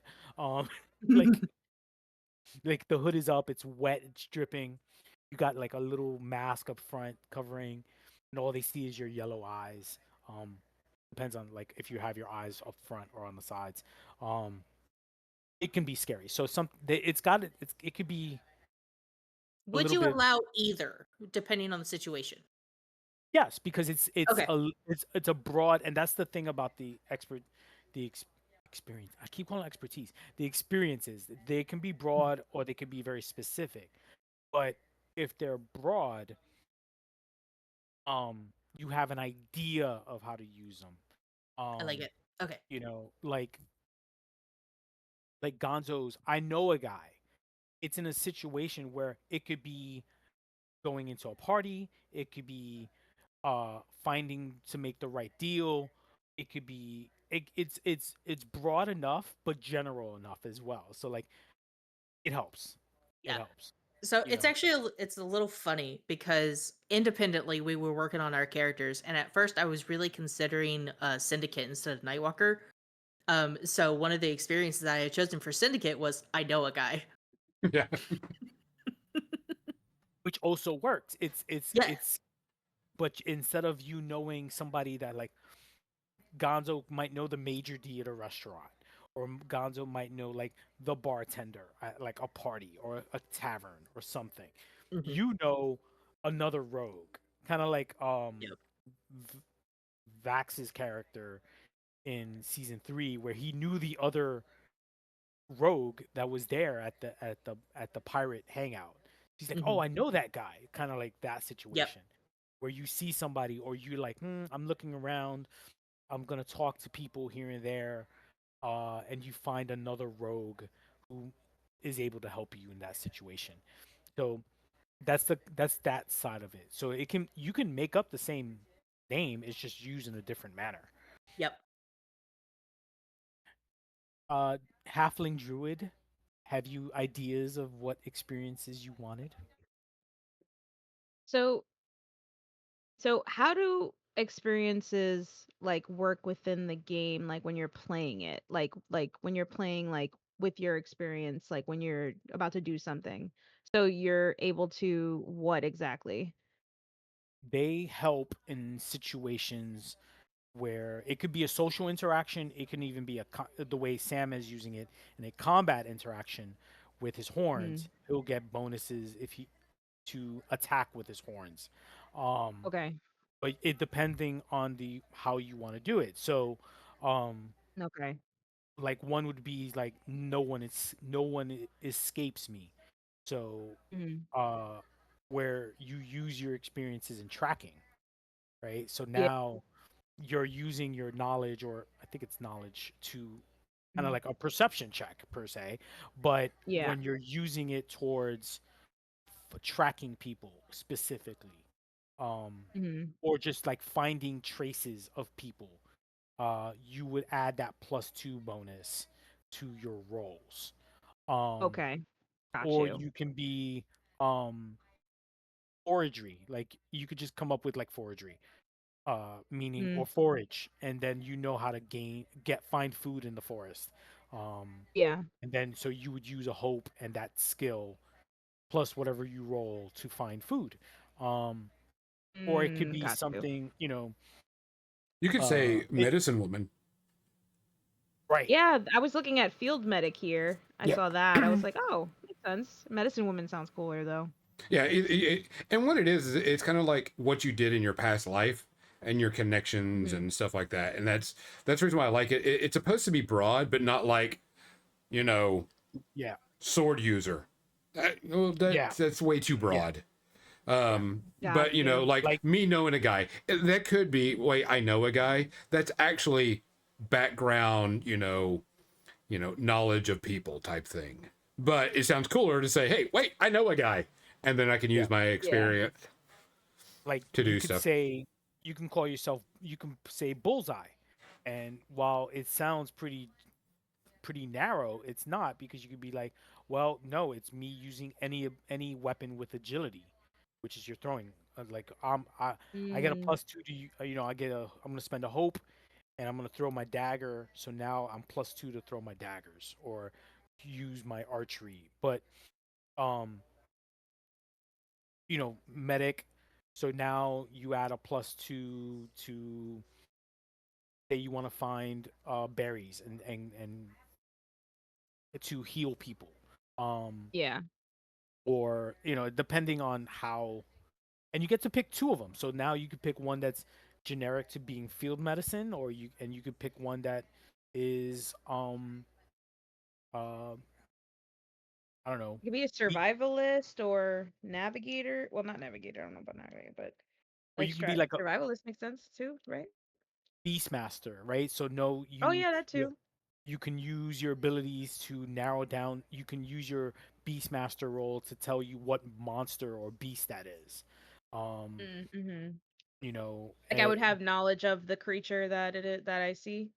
right, especially if you're a druid and you're doing beast forms, right? That makes perfect Mm-hmm. sense. Um, Yeah. would a wizard would like be like rune master, where he's able to read runes using that ability. But now it depends, GM's discretion. You may not know that beast because it's a beast that you've never seen before, right? Even Sure. unless Yeah. unless you roll crit, you'd be like, I think you know what that is. No, even you know, it just it's a broad enough statement that you can be like, I have an ability to help me in this game. Um, Especially because there's not really skills. If you notice that there are no skills in this, Yeah. Mm-hmm.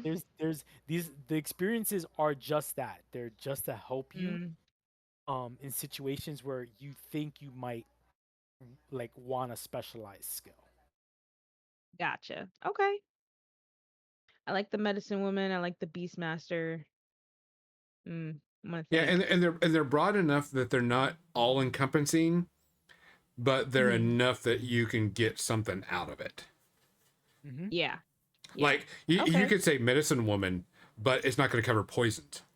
You could Yeah. say Yeah. Maybe poison not. master, that type of thing. But you could also say, yes, medicine woman, you could, but not brew poisons, but figure out what poisoned you type thing. Right. Yeah.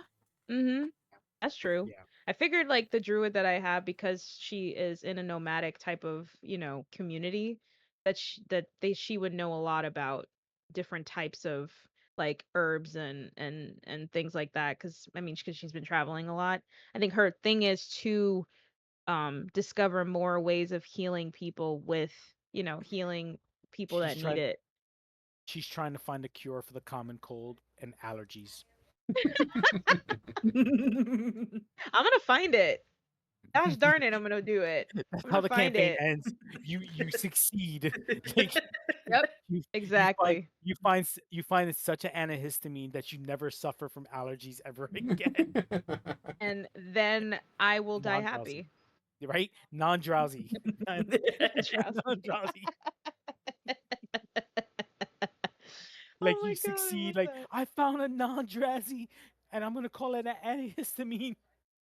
Yep, exactly. Um. There we go. Okay. So that's leads us to the connections. My favorite part. Okay. Yes, the connections. So the connections are ask your fellow players one of the following questions for their character to answer or create your own questions. So these are guide like to questions. You don't have to ask those questions. Um you can ask one. If you want to ask more, that's fine, but you don't have to ask more. Mizzy, I'm going to start with you. What Okay. question, which question and who do you want to ask it to? So I want to ask Gonzo, what did I recently convince you to do that got us both in trouble? Oh man, I love this question. We decided to rob one of the local mayors at a town that we left, and we got caught because you got too greedy. Those, those You you sneaky stole man. you stole something that was a signature item. When I told you just grab the gems and jewels, you decided to grab like, a personalized item. Sneaky Yeah, that hand. tracks. That tracks. No, I'm gonna spike them. It's like, but I want that Fabergé egg because it Cannot looks hear what like. you're saying, Nestor. Oh, no, you can't hear me. Oh, Yeah. there we go. There we go. Yeah. I think it was me. My bad. Yeah, it was Mizzy. Oh, so someone stole the Fabergé egg and it was Mizzy because she wanted it because it looked pretty. Shiny. Shiny. That's Gonzo, funny. what's your question and to who? Is Mizzy gonna do the rest of hers? We're gonna do one at a time. I'm gonna do It all of says mine. one. Okay, yeah, Mizzy, do you have another question?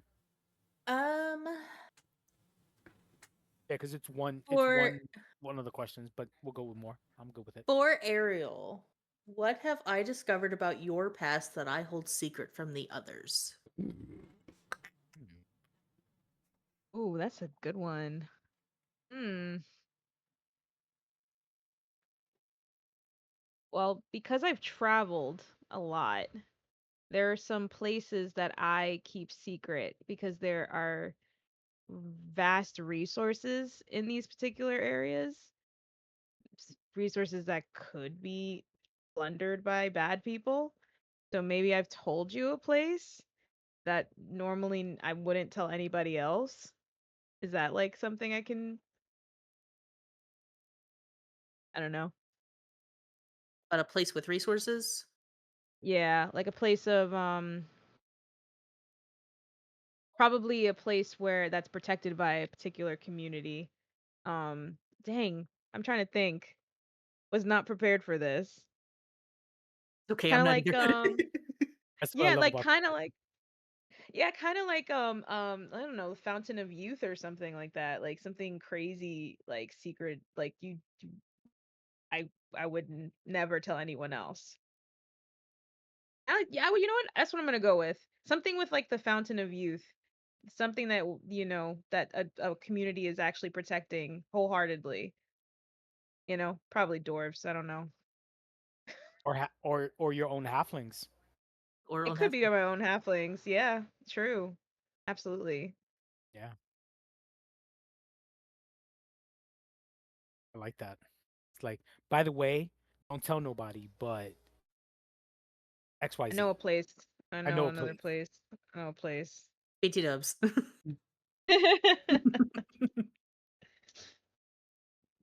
Mizzy, are third you? que- so my third question is for Josh, but he decided to be a loser and not come hang out with us. So Dang. that one will have to wait. Josh is gonna get bombarded next Who's session. who's Yes. tracking the discs here? Who's tracking all of these? How many we're on? The diss tracks. The diss track. This disc track. This- Uh, Gonzo, what are your questions? All right, my first one is what made you realize we were going to be such good friends? And I'm gonna give that one to Ariel. Ooh, okay. Okay. I think I would say What made us good friends? This is a good one. Was it the? It's not the chain I w- ball. Like We haven't done it yet. Haven't done it yet. we haven't done it yet. the instant planning of chain ball. The instant planning of chain ball. Oh my gosh, that's such a great question. Because I don't want to go with anything corny like, oh, your music inspired me. Um, That's actually not corny. That's actually a pretty it's good. not corny? Would It's it be not pretty corny. good? No, it's not. Okay, I want to make actually sure think- it's not corny. Because I think for me being done all this traveling, I would have assumed that there's something about your music that's very different from what I've heard in other places, and that probably draws me to you. So My like character loves music. my performance skills.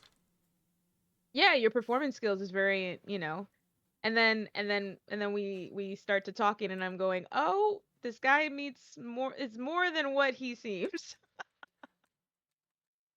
So it's going to be my talking, my performance skills, and my charisma. Yeah, there you go. Cuz I'm not anywhere near. Okay. Nope. All right. Character has none of that. You're Sounds like, are you reading my face right now? yeah, You know what I'm thinking here, right? yeah. Fucking Faye. Fucking thing.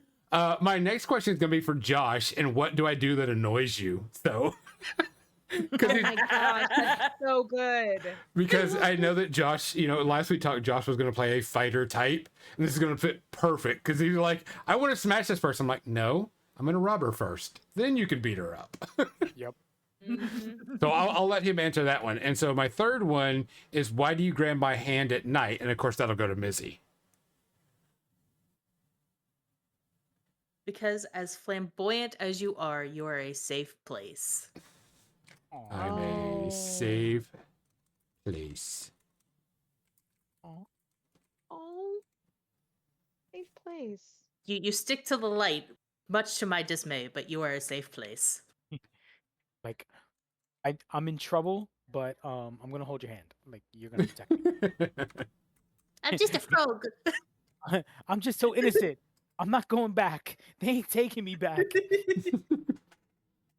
All right. So I'm going to save that one. What do I do that annoys you for Josh? Nice. Ariel, what are your questions and to who? Yeah, the first one I think I want to give that one to Josh. It says, "What did you confide in me that makes me leap into danger for you every time?" Oh, that definitely sounds So I like think I me. want to do that. I like it. That's a Yeah. good question, too. Mhm.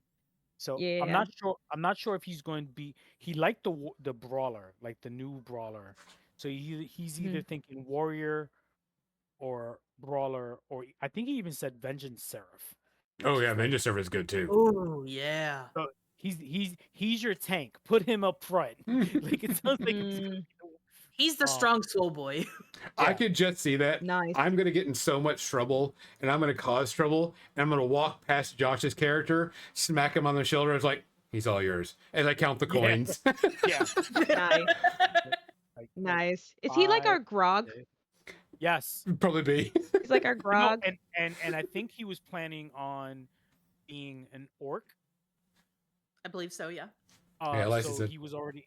Yeah, I think he checked. He wanted to be an orc. So he's going to be an either orc fighter or basically orc fighter or orc paladin or orc something with orc. And so yeah, there's going to be violence involved.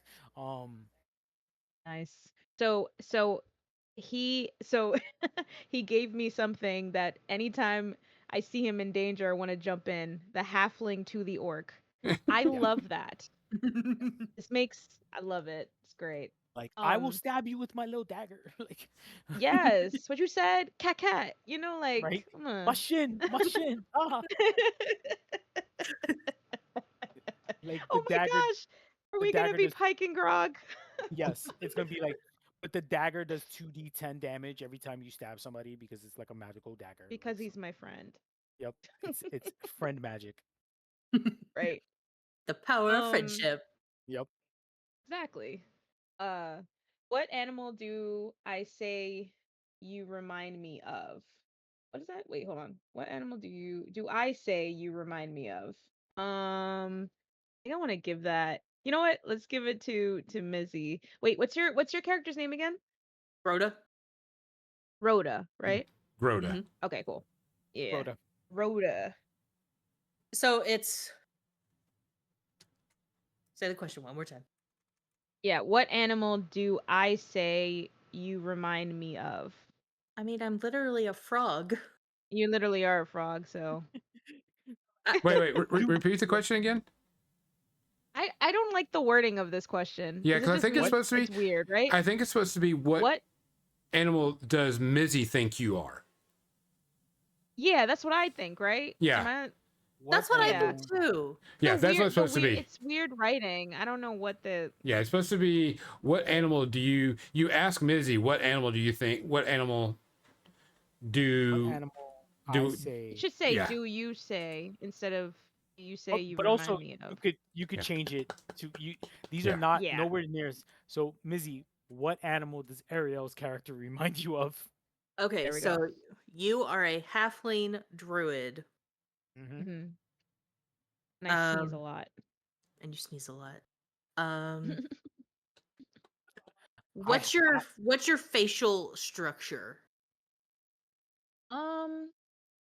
Big I would nose, say long nose, I type thing. think so. I think well, actually no. I think I'm more like um. Thanks for the follow, Oh my Oily. god. Oh, it was the image that I put on our Discord. That's how my character looks. Except I want to change the color of the hair, but it's very like kind of like happy like petite features. Uh Wait, why can't I see my own picture? Looking. It's on my little profile, I think. Okay.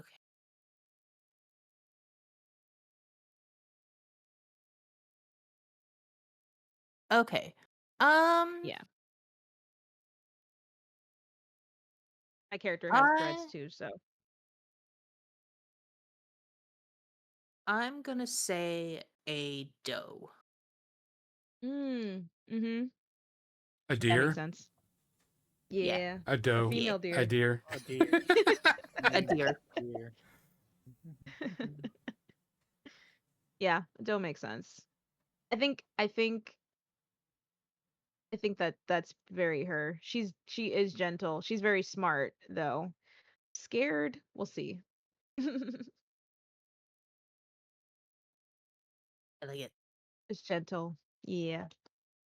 And then for Gonzo's character, what affectionate nickname have you given me? Oh, I love this question. this is gonna be great. All right, so you don't have a name yet. No, I do. So Sano oh. is the name. Sano. Yeah. Medic. No. What affectionate gosh. nickname can I give you? So you're a druid. You're. I feel like I want to give her like a jacket with like a red cross on the back. Stop. God, no. And a dagger. Right? And a dagger. And like, a dagger. like she's Let's be cool with real. you. Oh, I have man. a dagger. She's cool with you, but don't mess with the orc. I will. I could go with So-So. Oh, I love that. So, Hey, So-So. You're like. What's up, so? it's Sano, whatever. Yeah, you go, Sano. Now you're So-So. Because you're always like, All right, cool. do we really want to go in there? Yes, you're being So-So yes. again. So-so. You're being Yep. so-so. That is so true. That's my character. I'm That going is to be that so. is an Are we? awesome. Do you guys are sure about this? Yeah, I'm like, come on, So-So, let's go. Like she's only positive about like one or few things, but everything else is so-so. Like, Yeah. She's like she's here for it. She will heal you. She will jump in front of Josh, but there are other stuff that she's like, no. Are you? I don't know Yes. about that. Mm.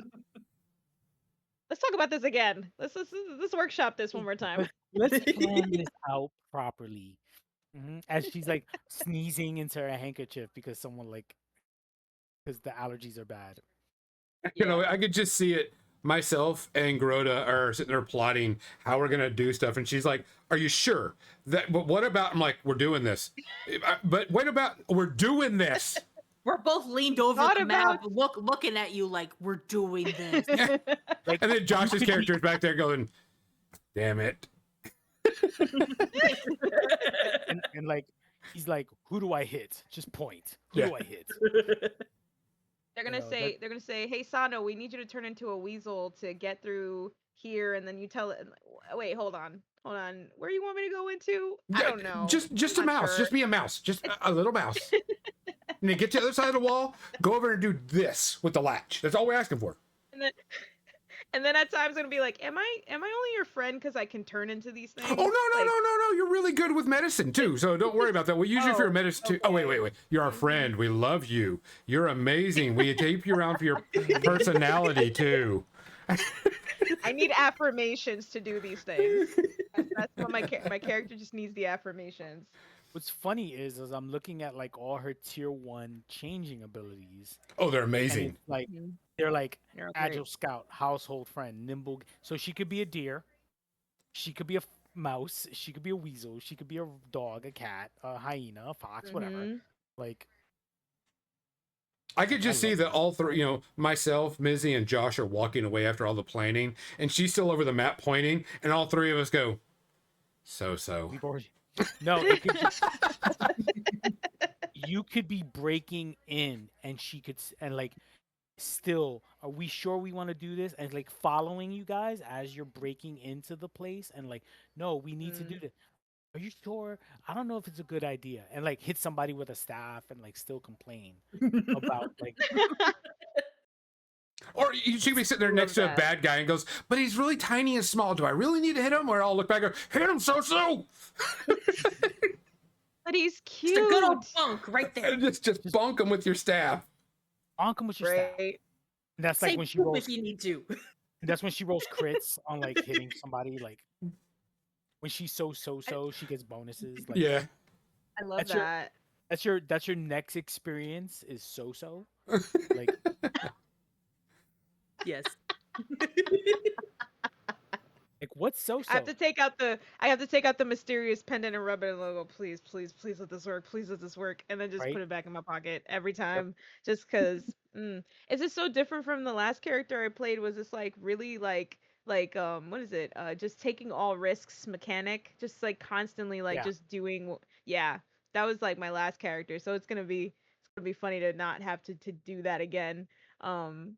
Just I don't know. We'll see how it works. Yeah. I mean, it was also the last game. Like you were fine, but the other, I had to be like, hey, you're a paladin. You go up front, and you're Mhm. a wizard. You go in the back. Like the wizard was trying to attack with her claws and whatever, and the paladin was trying to attack with like her dragonborn ability of like firing, of using like acid spit. And I'm like, you're a tank.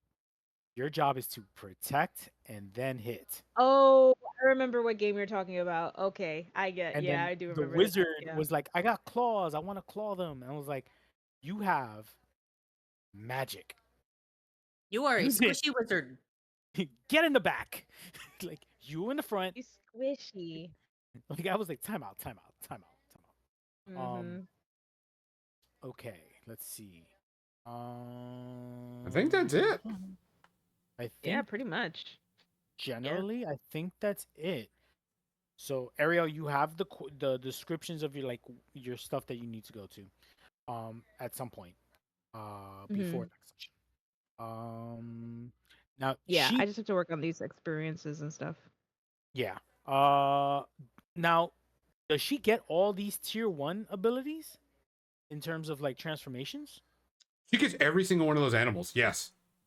That's She could crazy. transfer. That's the reason why people are asking for a nerf to druid. She can transfer into any of those tier 1s, and depending on what she transfers into, depends on what abilities she gets. Like I said, one of them, the packed animal.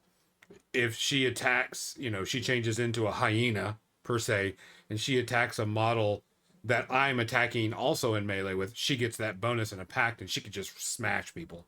But I'm gonna guess that she's gonna be like, do I have to bite them? Do I have to really use my teeth to bite them? Like, what if I just want to nibble them? What if I just, Can I just? And then like, No, guys, that's gross. You're like, I don't want to bite this slimy creature. Oh my gosh. Imagine like in Age of Umbra when they had to fight those fungal type of creatures. What is it? Yeah. And they imagine if I was a wolf and I had to bite that. I'm like, oh, that's disgusting. You're like, I'm gonna need a toothbrush. That was gross.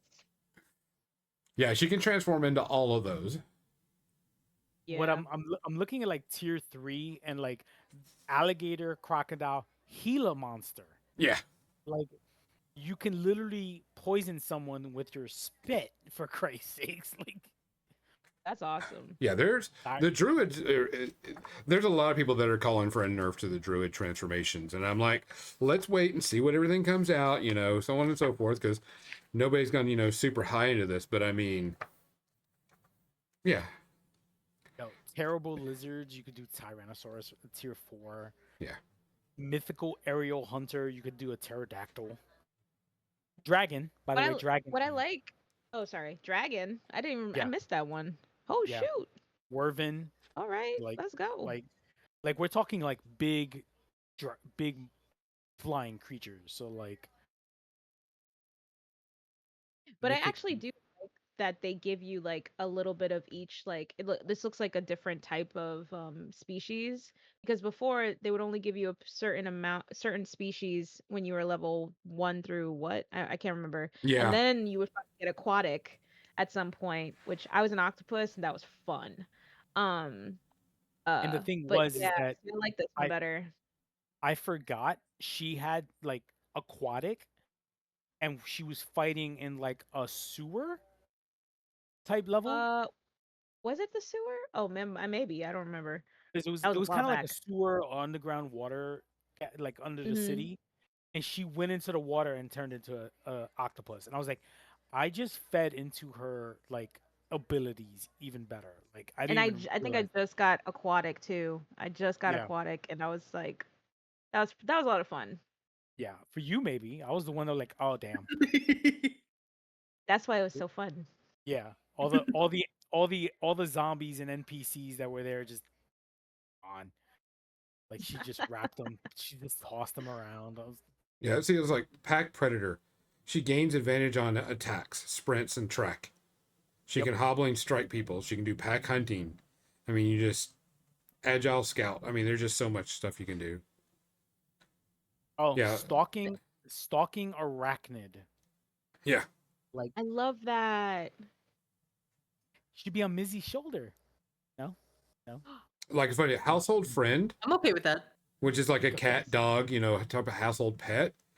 You gain advantage on climbing and locate and protecting, but you're also a companion. And when you help an ally, aka spend a hope, you can roll a d8 as your advantage die. That is dope. But when you take major or greater damage, you drop out of beast form.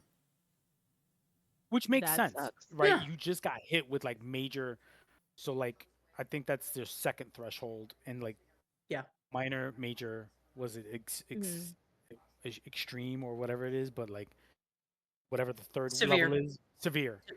But like once if you get hit with major damage, I can see you falling out of that. Like Yeah.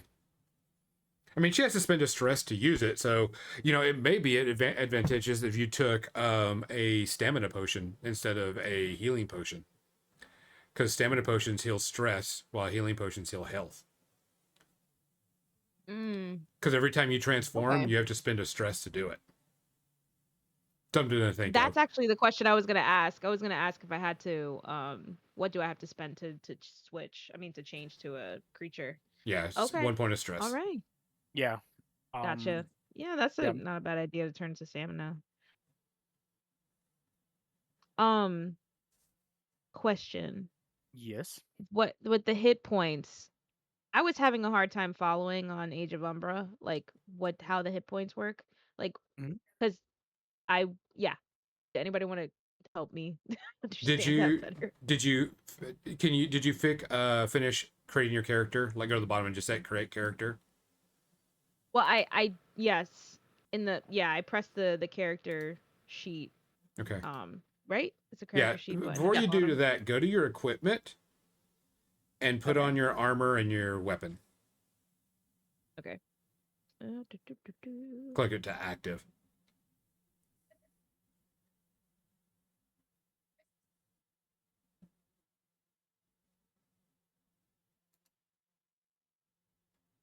And then once you have that, Wait you're. one second. This is the reason why I like this character sheet because you can do this all in the app. It's not going to matter.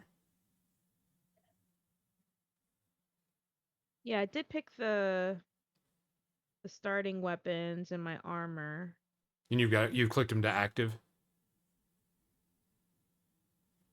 Like you go to your main Is it character sheet, on? Oh, sorry. Go ahead. the main character sheet, which will pop up. Is it in the Roll20 or in the Yeah, when you go to the roll, it could be either one of them, demi-plane or whatever. Okay. So let me capture a window real quick, and I'll show it on the screen. All right, can you look on Twitch? Oh, why am I not on Twitch? And you can see my screen.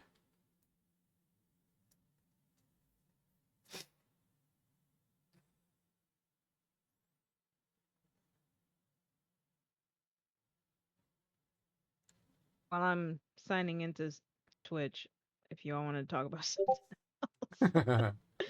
I sent I the don't link to you know, just in this case you need it. awkward silence. Oh, and yeah. So really quick while she's signing into Twitch. So the world we will be playing in is the world of Warcrow, which takes place in what's the name of the damn place? Hawthorne Um, Point. yeah, that's the town that you Hmm. guys will be part of. Which Lindworm is Lindworm, yes, the which is a kind of like a continent, a bunch of continents put together in the world of Warcrow. The planet or actually the Lindworm is the world. A sail is the island continent in Lindworm, so that's where majority of the adventures will take place. Um, and Hawthorne Point is a harbor town in neutral territory in the world of Warcrow. And the reason why it's neutral territory is in the past, that territory was covered by something known as the fog. And the fog is pretty much a silent NPC or a silent villain of the world. And it acts almost as if it's sentient, and no one can in the world can explain why. So at some point in the past, the fog cleared from that area, and a bunch of sailors found it. And actually, I think they crash landed on the island or the coast, and they found that it was abundant with resources, and they pretty much established a town. Well, it grew up into a city, and now it is a bustling city because after some disagreements and some wars that have happened in the town or in the city, it is pretty much a thriving community where the main or even some factions of Lindworm have established themselves and established um, embassies. So every nation, the nation of Mount Haven, the nation of uh, Feudum and such, have established their own embassies there, and they each have established a presence. But it is not a presence where it's like one part of the town is feudum, one part of the town is Mount Haven. It doesn't work like that. The embassies are separate, yes, but everyone can interact together. So yes, you will see hegemony soldiers playing dice with other people from time to time, but they are still citizens of the hegemony and citizens of feudum. Uh, so Hawthorne Point is where your characters are established, are part of, either born if your background story has come to that point, or on the run because someone got too greedy in a previous town. We won't mention names, Rhoda. Uh, so uh, it is very well established in terms that there is a governor who who runs the entire city, and he has sub lieutenant governors. He has the backing. Every nation helps secure Hawthorne Point in terms of like support, soldiers, and even goods and services. Because it is a harbor city, that means ships are coming in every so often. But they don't really track who's coming in and out, supposedly. So it's a good place to start fresh. It's not like, if I want to escape, I'm going to Jamaica. Think of it like that. Like no one's going to be asking who you are unless you start trouble. There is a police force that is run by Hawthorne. It is maintained by a soldier or warrior by the name of Graydon.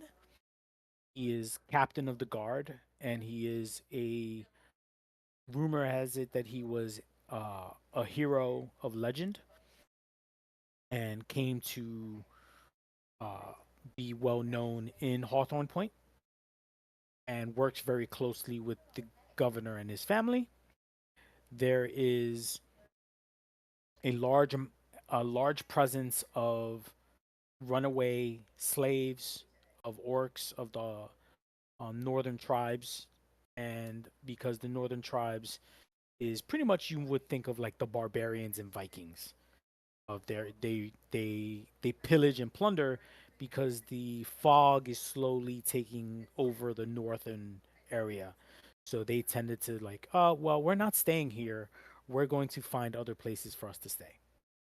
Um, the hegemony is similar to Hawthorne Point, but they have um, it's a kingdom of humans, elves, and dwarves living together, as well as other races.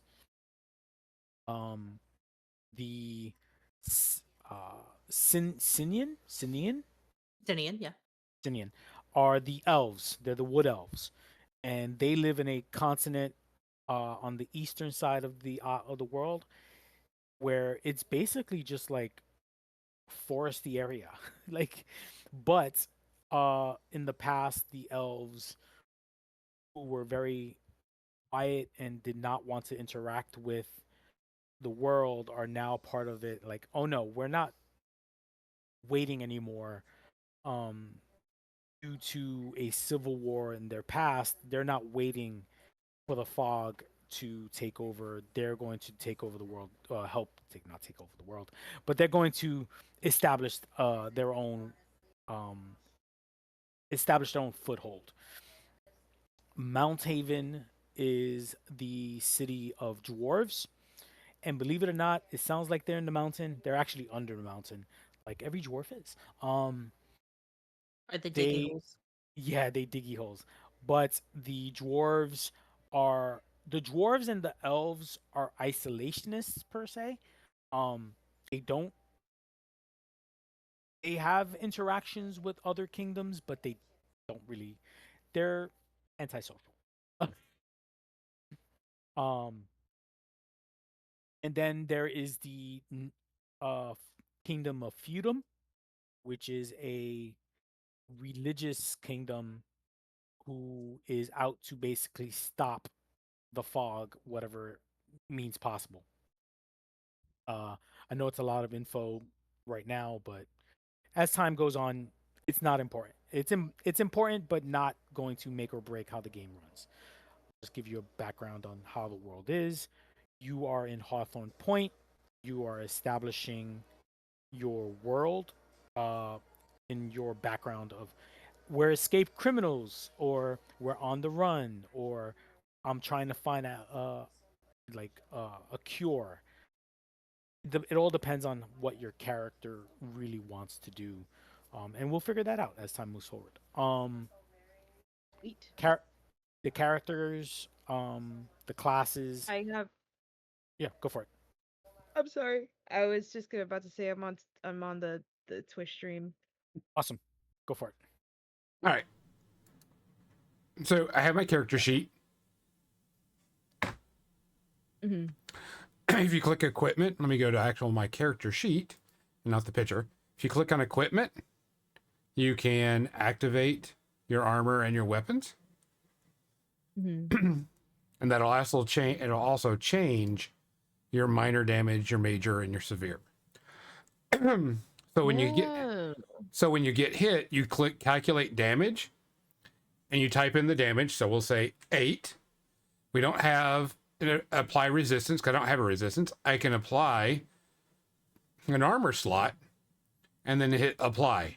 It'll automatically use up one of my armor slots, use up one of my hit points, and be done. Now I can clear this. Now I can say that, it didn't do it and my armor didn't. And I can say he hits me for 3. Right now, if I don't use my armor slot, I'll take 1 hit point. But I use an armor slot, I take no damage. But it did use up an armor slot. Your armor is how many you have here, and I have 3 right now. Depending on the armor Gotcha. itself. Yeah, and it depends on armor. Like if you're using plate mail, you get, much higher resistances on here. So you won't really have to calculate anything. It'll calculate it for you if you do the apply. But say I have, say I take 15, I can apply a resistance, drops it automatically down to 8. And if I don't use an armor slot, I'll take 2 hit points, or I can mark an armor slot and only take 1. But say I take 75 damage. I don't have resistance, so I'm going to mark 3 hit points right off the bat, or mark 2 based on using an armor slot.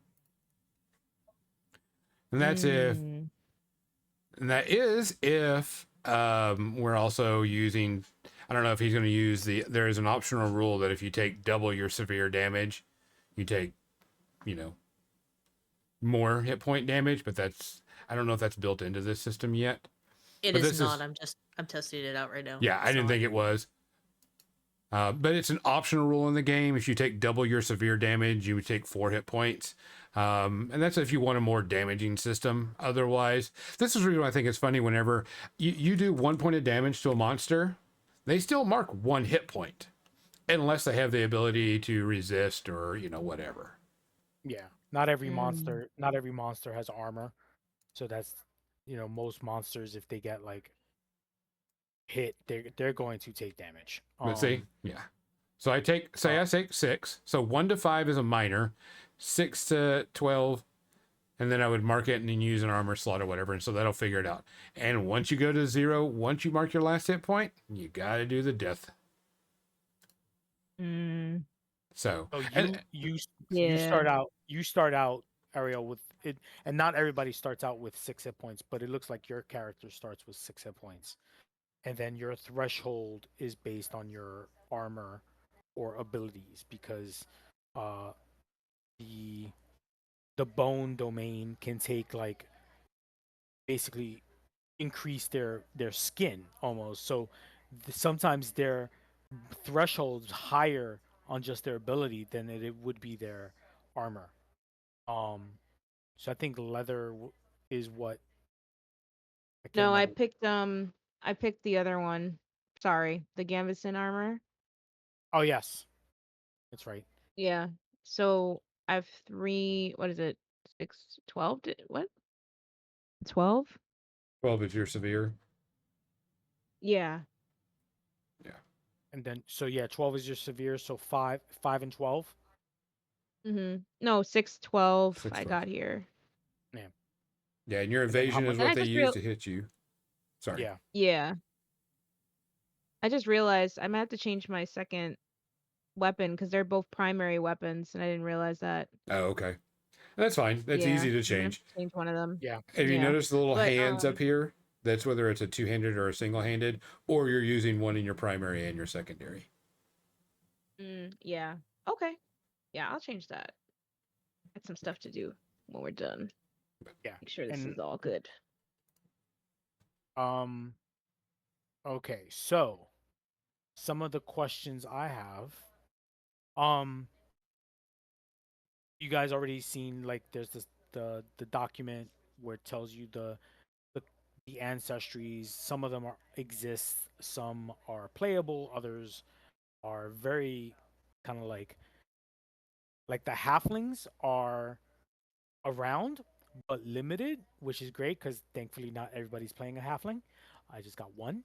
Um, but like they stay out of the affairs of the of tall folk, and here we have one that's coming into it. So not every people are going to be looking at the halfling like, what's that?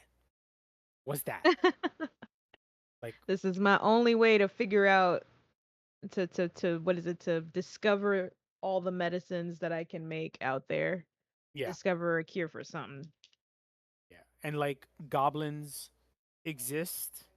Giants, I said no because I'm not having giants in this world as playable characters. That's just not. That's funny, but no. The Galapa, the Fungrel, like the Furbog, which I was like, do I want cow people in this? But they may show up. The Fawn obviously exists. The fairies exist. Dragonborn exist. Um, but they're dependent where they're from is the color of their scales. So like the ones in the foresty areas are green and like yellow, and from the north are of bluish or whitish, or even like a light blue. Um, it doesn't mean that you won't find a light blue Drakina in like Feudum, but it's just it's just a kind of generic location. Um, the fairies are also dependent on where you're from. Uh, Gonzo's heritage will know more on fairies and seen more of them because they do not really come out of the Great Forest. Because people look at fairies and they're like, "What is that? Like, what do we do with them?" Um, and they're also not insect-like. They are more like your standard fairies. Um, but the fog might have corrupted a couple of them. Maybe, maybe. Um, the Galapa, same. Like they exist. They do look more uh, like the Ninja Turtles per se. Like they are more humanoid than short legs. They actually have like standard legs, standard arms. Uh, Halflings. Infernus might exist. You don't know. We'll find out as time goes on. Katara, yes. Think Thundercats or like Ribbits, obviously, and Samia, monkey people, yes, they exist. And again, depending on the location, like you're going to get like the white furred uh Yeti type in the northern tribes, and in the forest you're gonna get the orangutan and chimpanzee style, and even gorilla. And the mountains you might get more of gorilla, and just depending on location. But a majority of different monkey men do exist. As I mentioned, all the classes are available. Have fun. You guys are already picking some great classes. Uh, that the only ones that aren't available right now uh, is the witch and what's the other new one? Assassin. Assassin, and that's only Assassin. because they're in beta. Uh, Well, but the Brawler brawler is still in beta. is it? It's still Okay, considered beta, yeah. But it okay, is, they did update it, so there's a version 1.4 or whatever type thing. So right. I saw because it's available in the spreadsheet, so I wasn't sure if it was out of beta. I mean, it's in the character yeah, no, sheets. they're still considered to be in beta. The Brawler and the Warlock, they're still considered Okay, beta, but so anything, they've been anything still updated. in beta, any of the character class until they're released later. Only because they're still in beta, so I don't want to like you build your character and then it comes out and it's not the same character you enjoy playing. Uh, that kind of sucks, like oh I really like this ability, and then it goes out of beta and it doesn't work. It kind of sucks. Um, the I wasn't sure about the communities. The communities look kind of balanced. So I'm pretty thinking that the new communities are fine. The new races, or Lineage. the new the new ancestries and lineage, I'm still looking that over as time goes on. But since you guys already picked your your ancestries and lineage and communities, were fine. Uh, there are guns in this game. Uh, they're Hmm. flintlock pistols, um, revolvers, rifles, shotguns. Uh, lasso and a small revolver can be your secondary weapons. So if anybody wants to change, oh, I want to get a lasso instead of a whip. I don't know. Mounts, you do have horses, you do have wolves or um wargs, so giant wolves, um griffins, hippogriffs, um uh yeah, so there are not just horses and mounts, there are exotic mounts as well. Um, dynamite and mines are also possible because the dwarves like playing with fire and powder. Makes So sense. yeah, so if you're dealing with dwarves or miners or such like that, or don't be surprised, like oh my god, they got dynamite. Be careful, it still it still blows up. Um, so here are some of the session zero questions I have for you guys. If you haven't checked them, I know Mizzy has looked at them and it's like, I did my homework. Um, I did part of my homework. oh my god, incomplete.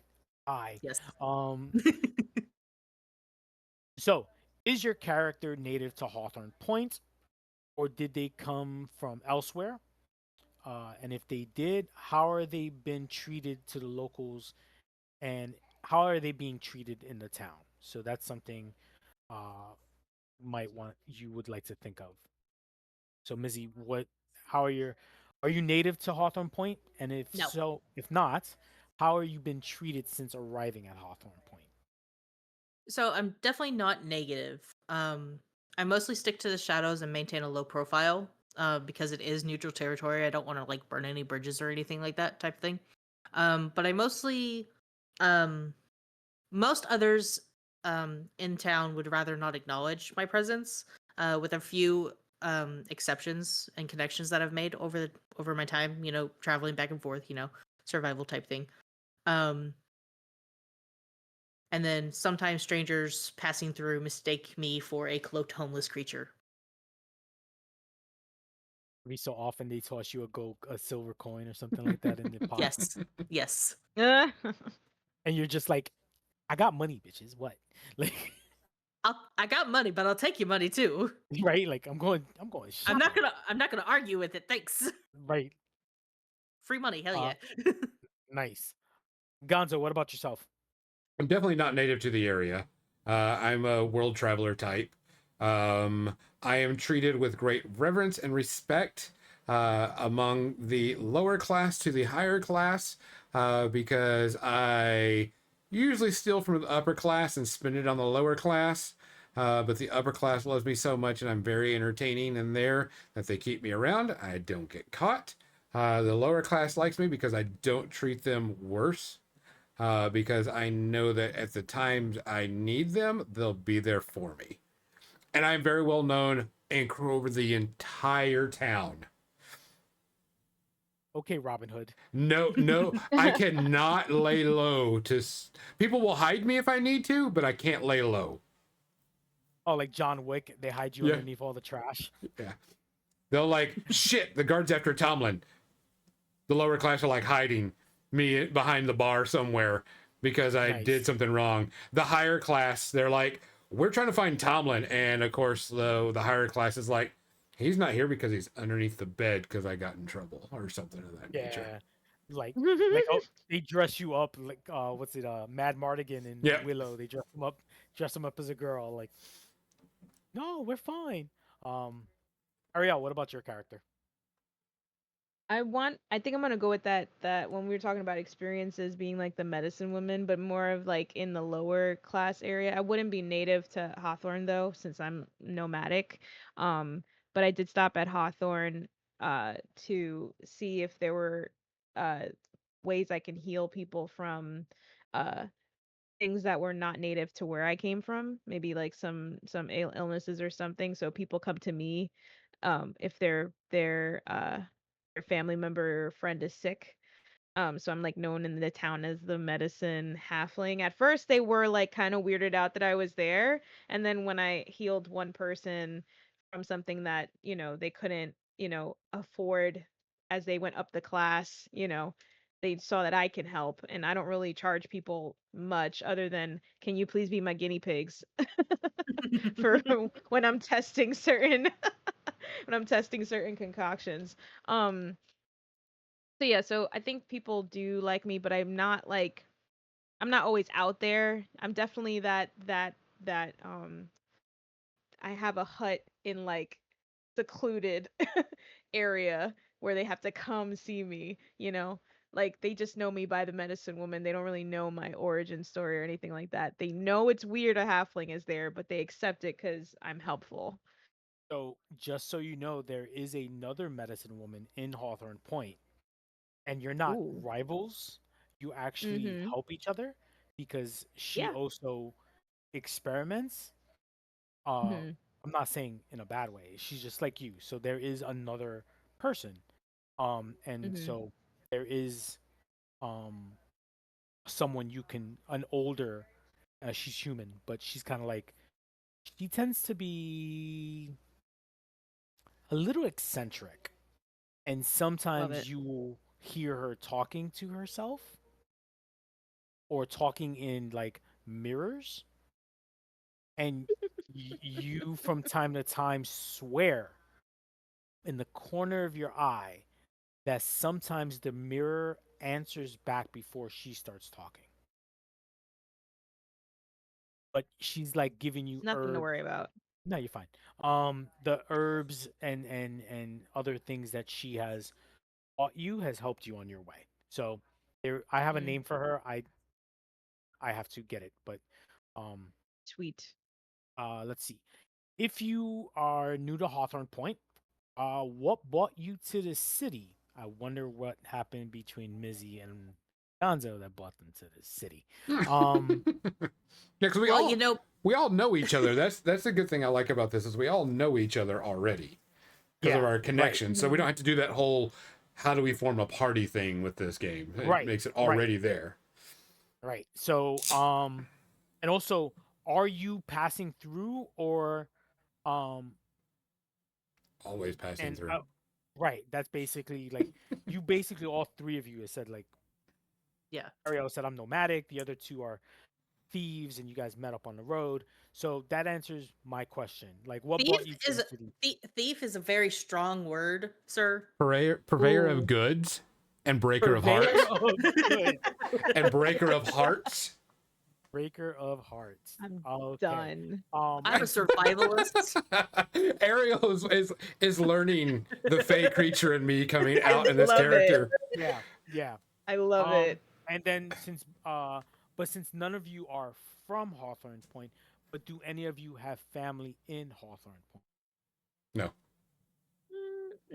Probably no. Mm-mm. Mizzy, Maybe friends, but maybe not family. and Mizzy, do you have family in Hawthorne Point? Mm. Not that I know of. Okay. Uh, what is your favorite thing, your favorite part of Hawthorne Point, and do they have a notable landmark that you're drawn to? Favorite Potter at And this Hawthorne is Point? I can favorite go part. And anywhere I want and get a drink, and Town Square. nice. Mizzy, anything about Hawthorne Point? And the good thing is that you guys are building Hawthorne Point as you say this. Mm. Because right now it's just a empty template. I have ideas of where, there's always a bar, a tavern, whatever, taverns, city hall. But like if there's something specific you mentioned, I will add it to the geography of Hawthorne Point. I gotta say that I love the architecture of the buildings because they always make the best shadows, no matter what time of day it is. Can work with that. That's New York, by the way. New York does that. No, Ariel That's can. really accurate.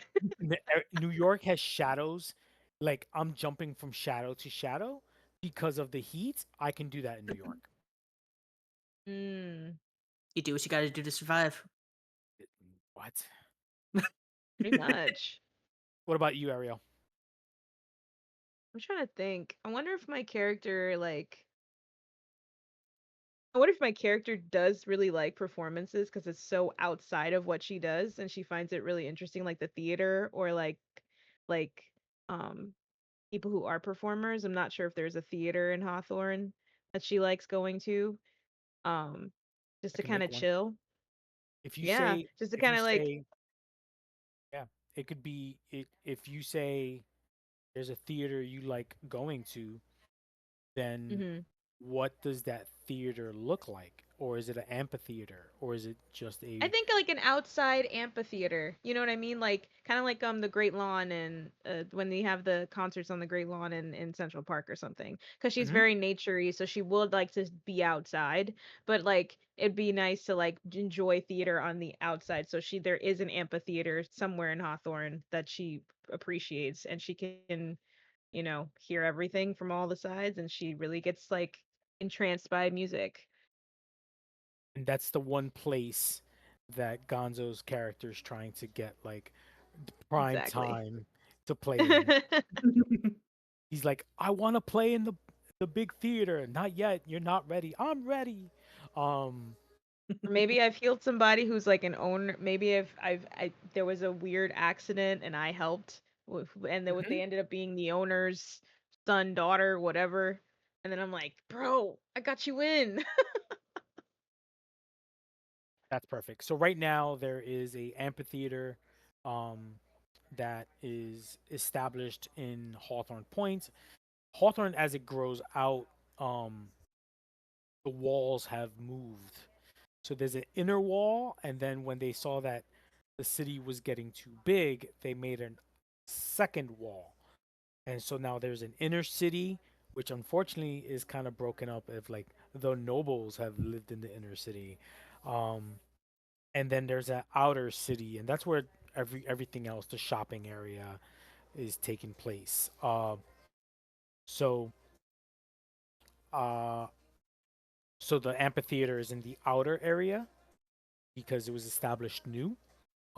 And it's the one place that people can mix per se. Mm, So like you'll get both no nobles, I call highborn and lowborn. mm. Underborn are also there, just mighty picky pockets and such. Um, Need the handfuls perfect of gold. spot. Right? It's the perfect spot. Think of it like Madison Square Garden. Um, Mm-hmm. so we got the one. Next question is the fog. It, as I mentioned, it is its own character. Uh, what has your character has your character lost anyone to the fog? And what event and how has that event changed them? I'm So gonna say Mizzy, Saboteur. Oh, sorry. no, go for it. No, yeah, Gonzo, go I'm for gonna it. say Sabatera, which was my love. That someone the Mm, fog took her when she went to the sea. We can use that. nice. Oh, I'm gonna use that perfectly. Yeah, I go Sabatera when she went riding off into the sea. The fog took her. I fear she's dead. I know she's dead, and so that's the reason why I'm jumping from bed to bed.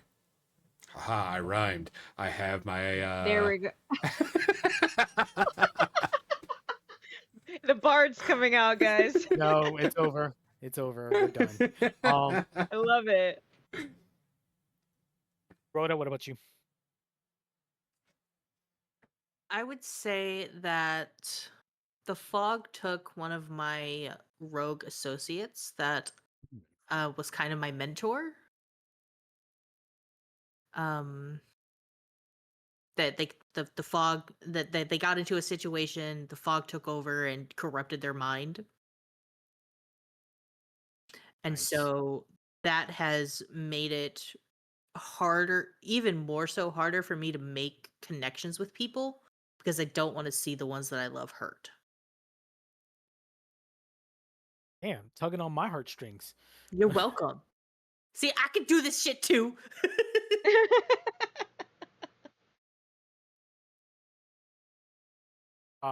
Ariel. um,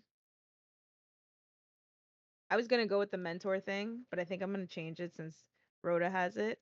But I maybe it literally can be just made that like up, by the way. I know. I was thinking the same thing. I was like, oh, let's see, our mentors. That sounds like makes sense. Um, no, I think what would be more interesting if the first person I healed was taken by the fog because it Mm, was kind of like my first moment of like, oh my God, I can do this, and the fog completely like took that away from me. Like in the sense like probably make discouraged me for a bit. Um, maybe that's why maybe I'm looking for the cure for the fog, who knows? Um, or trying to bring someone back from it, who knows? I don't know. I'm not sure if right. that's like even like a thing you can do, but I mean it would make sense. It would give my character some sort of drive. And that is a thing in the game in both Warcrow the miniatures game and just this game itself is that the fog does take and there's no real cure for it. There's a cure for being afflicted by parts of the fog, but once the fog Mhm. takes you, um, you're gone, right? And no one has success Mm, to knowledge of the game. No one has successfully come back from it. They'll come back mm, from it, but they're not the same. Think of mm, their corrupted um where they've become like zombies, or you've heard rumors of uh people being lost in the fog and then come back changed, like mm, completely corrupted, where it looks like little Billy, but little Billy is now 10 feet tall and is a monster or epic creature of nastiness. um mm. and that's what Would the that be fog realistic for my character though then? Would it be you've realistic for her to try to you seek something that helps with yes, what the fog does? yes, and that's a thing. That's actually what the other healer is doing. Is she actually Mhm. helps heal afflictions from what's called stain, or like you get kind of like you get afflicted called a tinge. So you can Mhm. dig into the earth and expand your magic, and but that has a price, and that means Mhm. you're digging into the fog and you're using what powers the fog. Um, Mhm. and yeah, you can be all powerful and like I'm going to do this chain lightning, or spell, or what the Force Unleashed or whatever the other spell was you did. Um, you can Unleash chaos. you can unleash chaos to make it more powerful, but it Mhm. has a price, both in and it it will not only cause stress but also reduce your hope or take hope, or because the fog is just that it's a negative aspect of magic, um and using the negative aspect of magic will cause something to be afflicted, and you can cure the tinge and you can cure that, but we'll get that in a little bit. But there is the fog can be cured per se, but not after you've supposedly after you've become part of it. If you catch it Okay. if you catch it early, sure, you're fine. Stage one, oh, you got Mhm. marks, you can be cured. But other stages where you've been completely corrupted by it, no one knows. No one's Yeah. tried. So that's kind of if you mentioned, you losing that first person to the fog, that could be the reason why you're pushing to find a cure. Um, Up to you. It depends on how you want to play that out. Yeah. Or you, I mean, it could be the first person that I healed came to the fog because I didn't know how to Mhm. heal at that point, and then that has been my mission is to look for cures of the fog stains, I guess. Yeah, Yep. makes sense.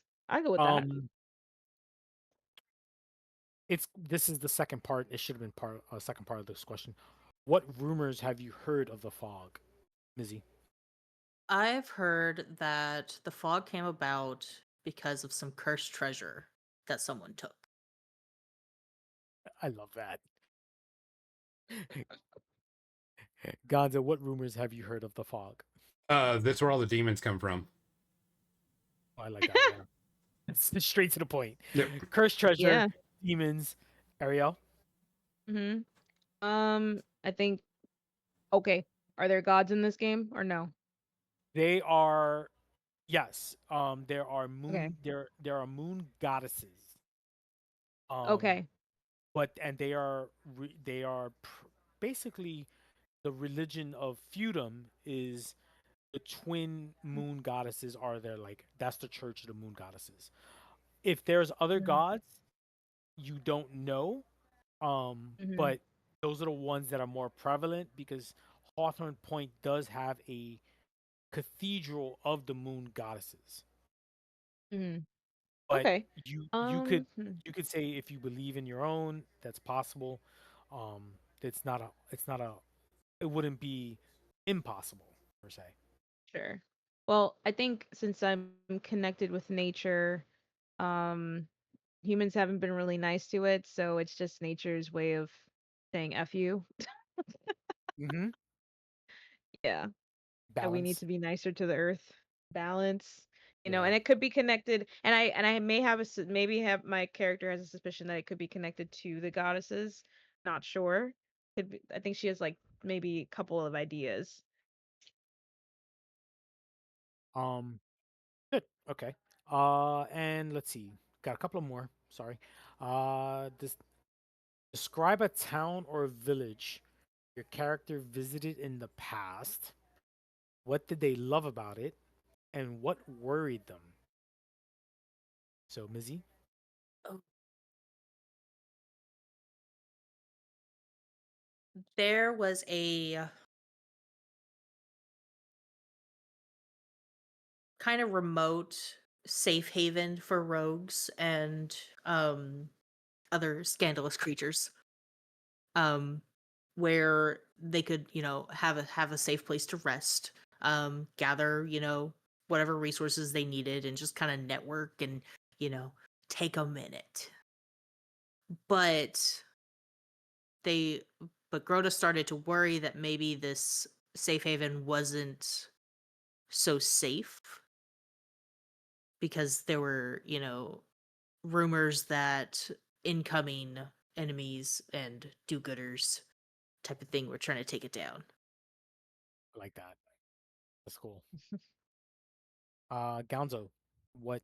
I'm actually going to piggyback off of Mizzy's idea of that she's got a town that where the bad guys like a Tortuga type place. Yeah, I was thinking Yes, Tortuga. Yeah. That's I what was I was thinking of. yes. A Tortuga type place, and that's where You we don't know my met. brain. Come on.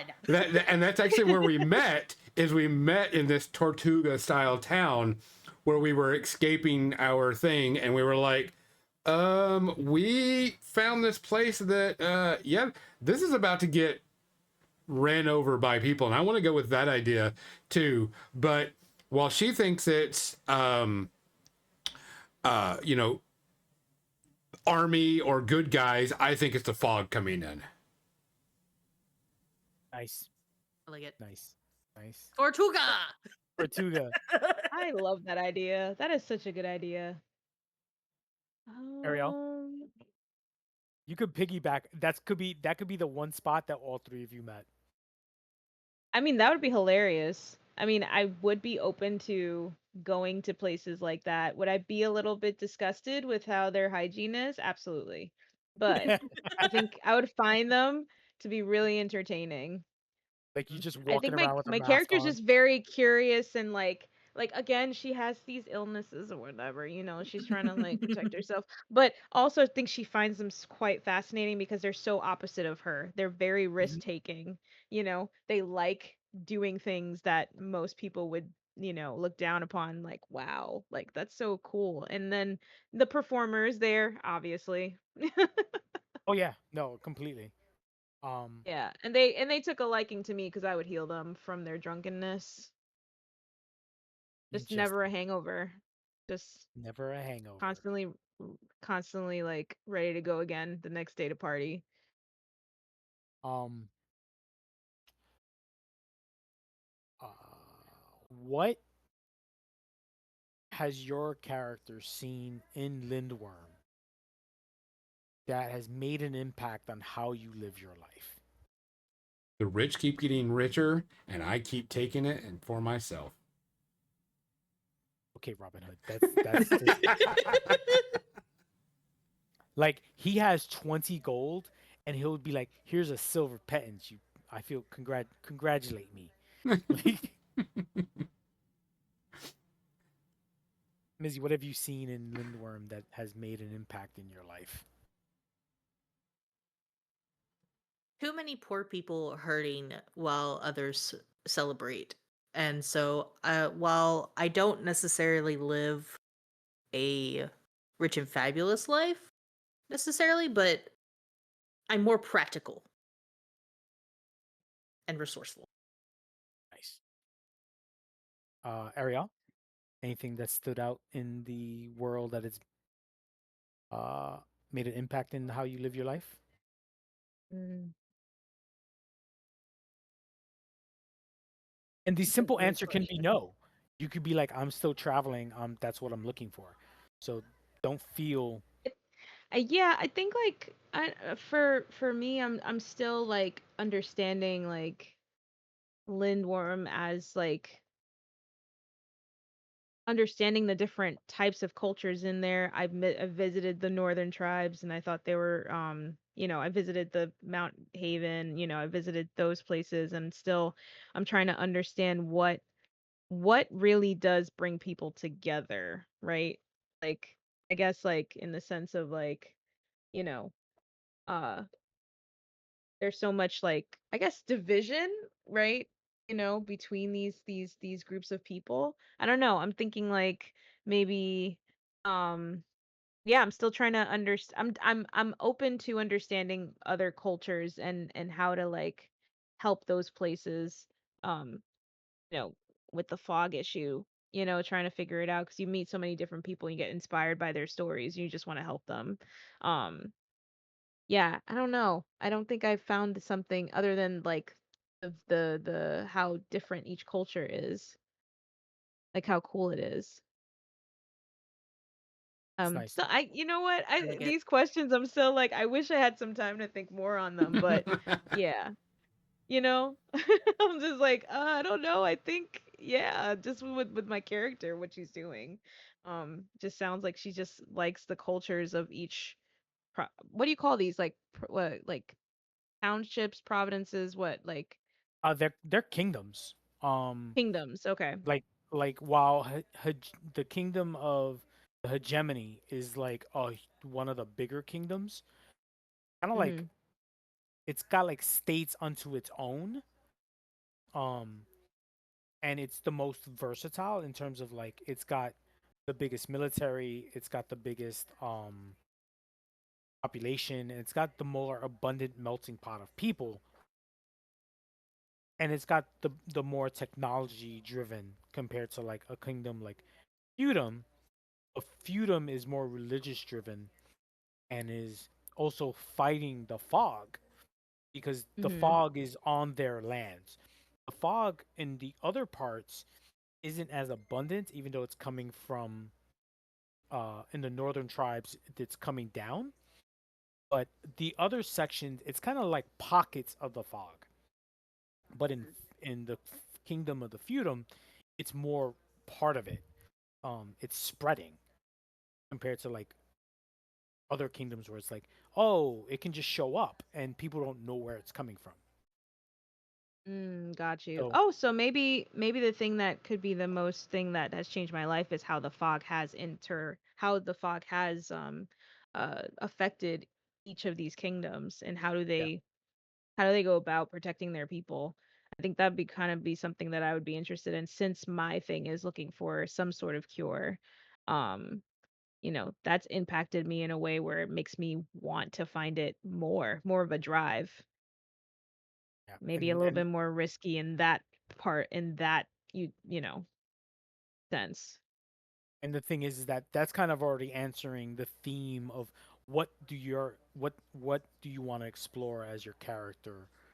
Mhm. What theme of your character do you want to explore? You've already said you want to explore the healing aspect of or trying to heal from the fog. Mizzy, is there anything from your character that you want to expand on, like in the theme of what do you want to learn about yourself as you play this character? I'm not sure. I'm just want to go on adventures and cause shenanigans. Adventures is a theme, right? Adventuring. Adventures Um, and shenanigans. That's what I want to do. adventures. It's not Dungeons and Dragons. It's not Daggerheart. It's Adventures and Shenanigans. That's the next Yes. game. Yes. Gonzo, what about you? What theme do you want to explore with your character? Oh, let's get rich. Let's steal from the rich. Let's party it up. Let's get fame.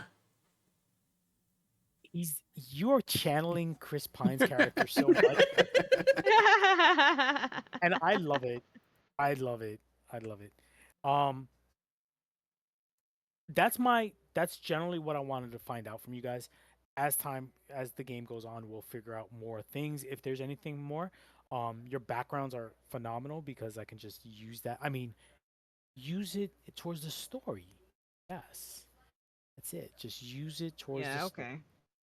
Mm-mm. I am harmless. I'm just bringing the story to you guys.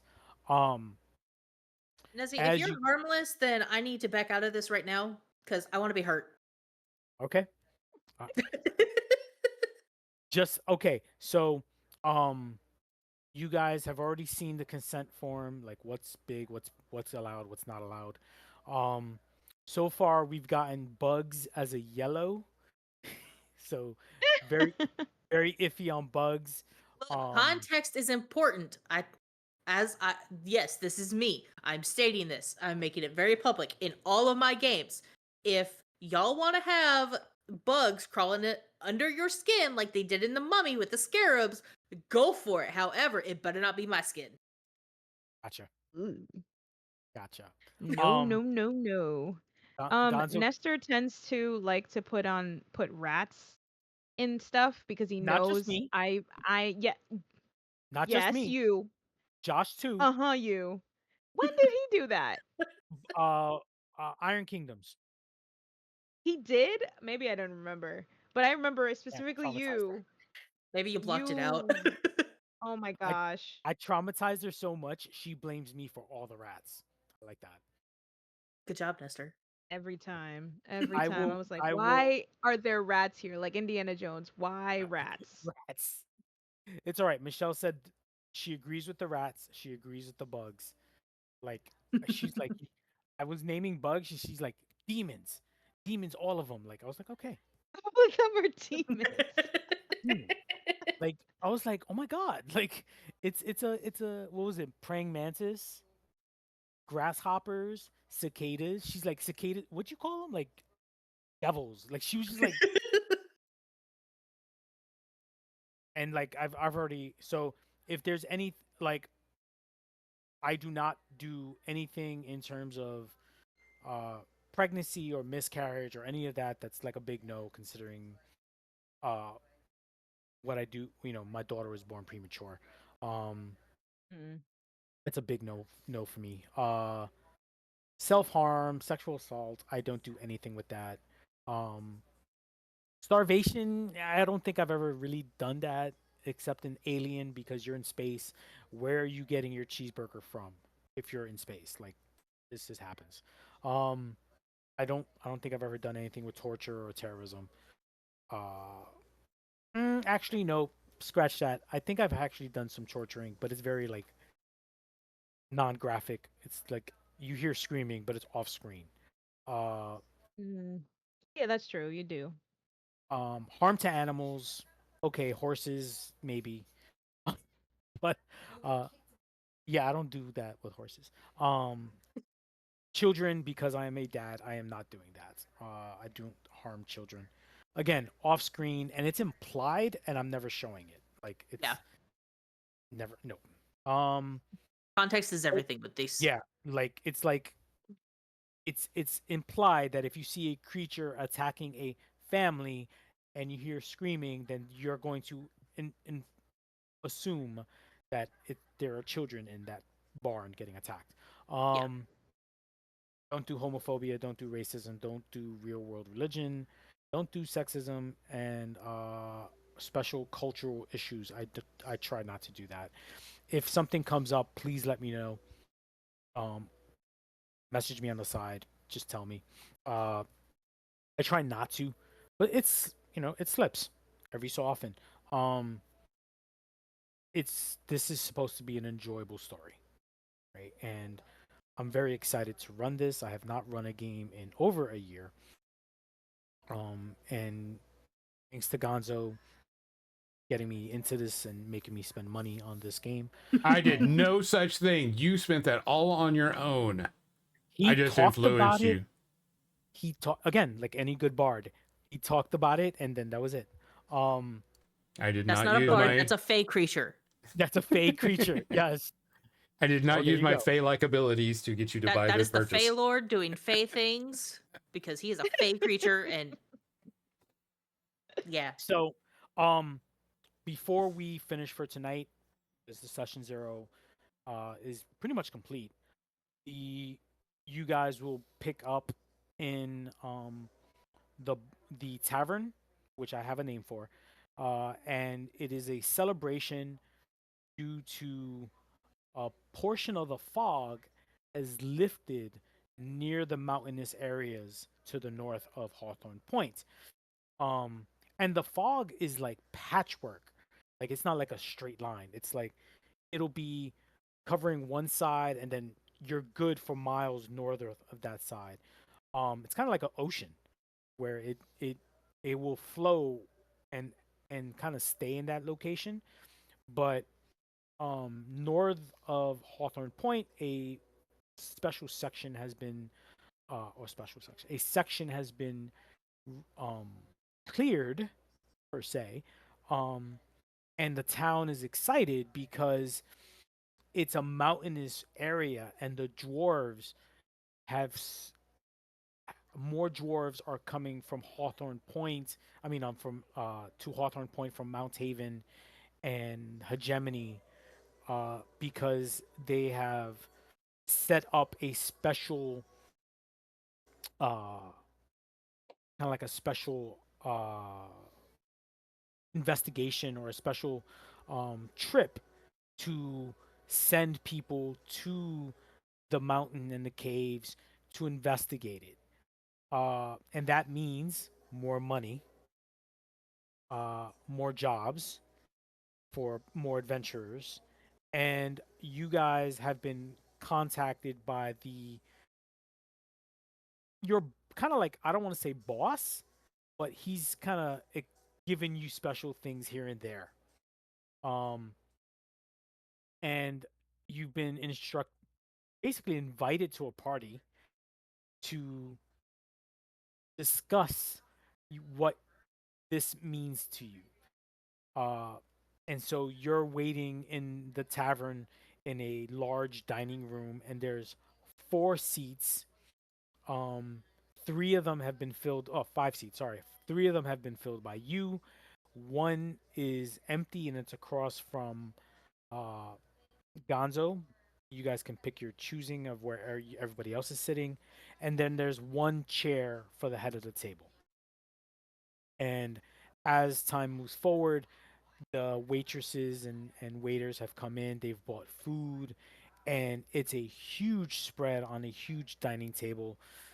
It could fit up to 12 people. So think like a long table that you would see in a tavern, and just food, drinks, um, nothing too strong more than like a very weak ale. I'm sorry to say, Gonzo, um, but the the tavern owner has come in, and they're just waiting for Josh's character to come in, and we'll start from there on session 1, where you guys get to find out what your next mission will be. All right. Okay. We We good? Yeah. We are good. I'm All right, guys. excited. It'll be great. All right, we're gonna hit this. We're gonna hit this off. We'll let you know when the next episode is gonna come out, and hopefully we can get Josh in and he can describe his character so we can really screw with him because he wasn't here to be screwed with the first time. Mhm. I already got plans for Good night, everyone.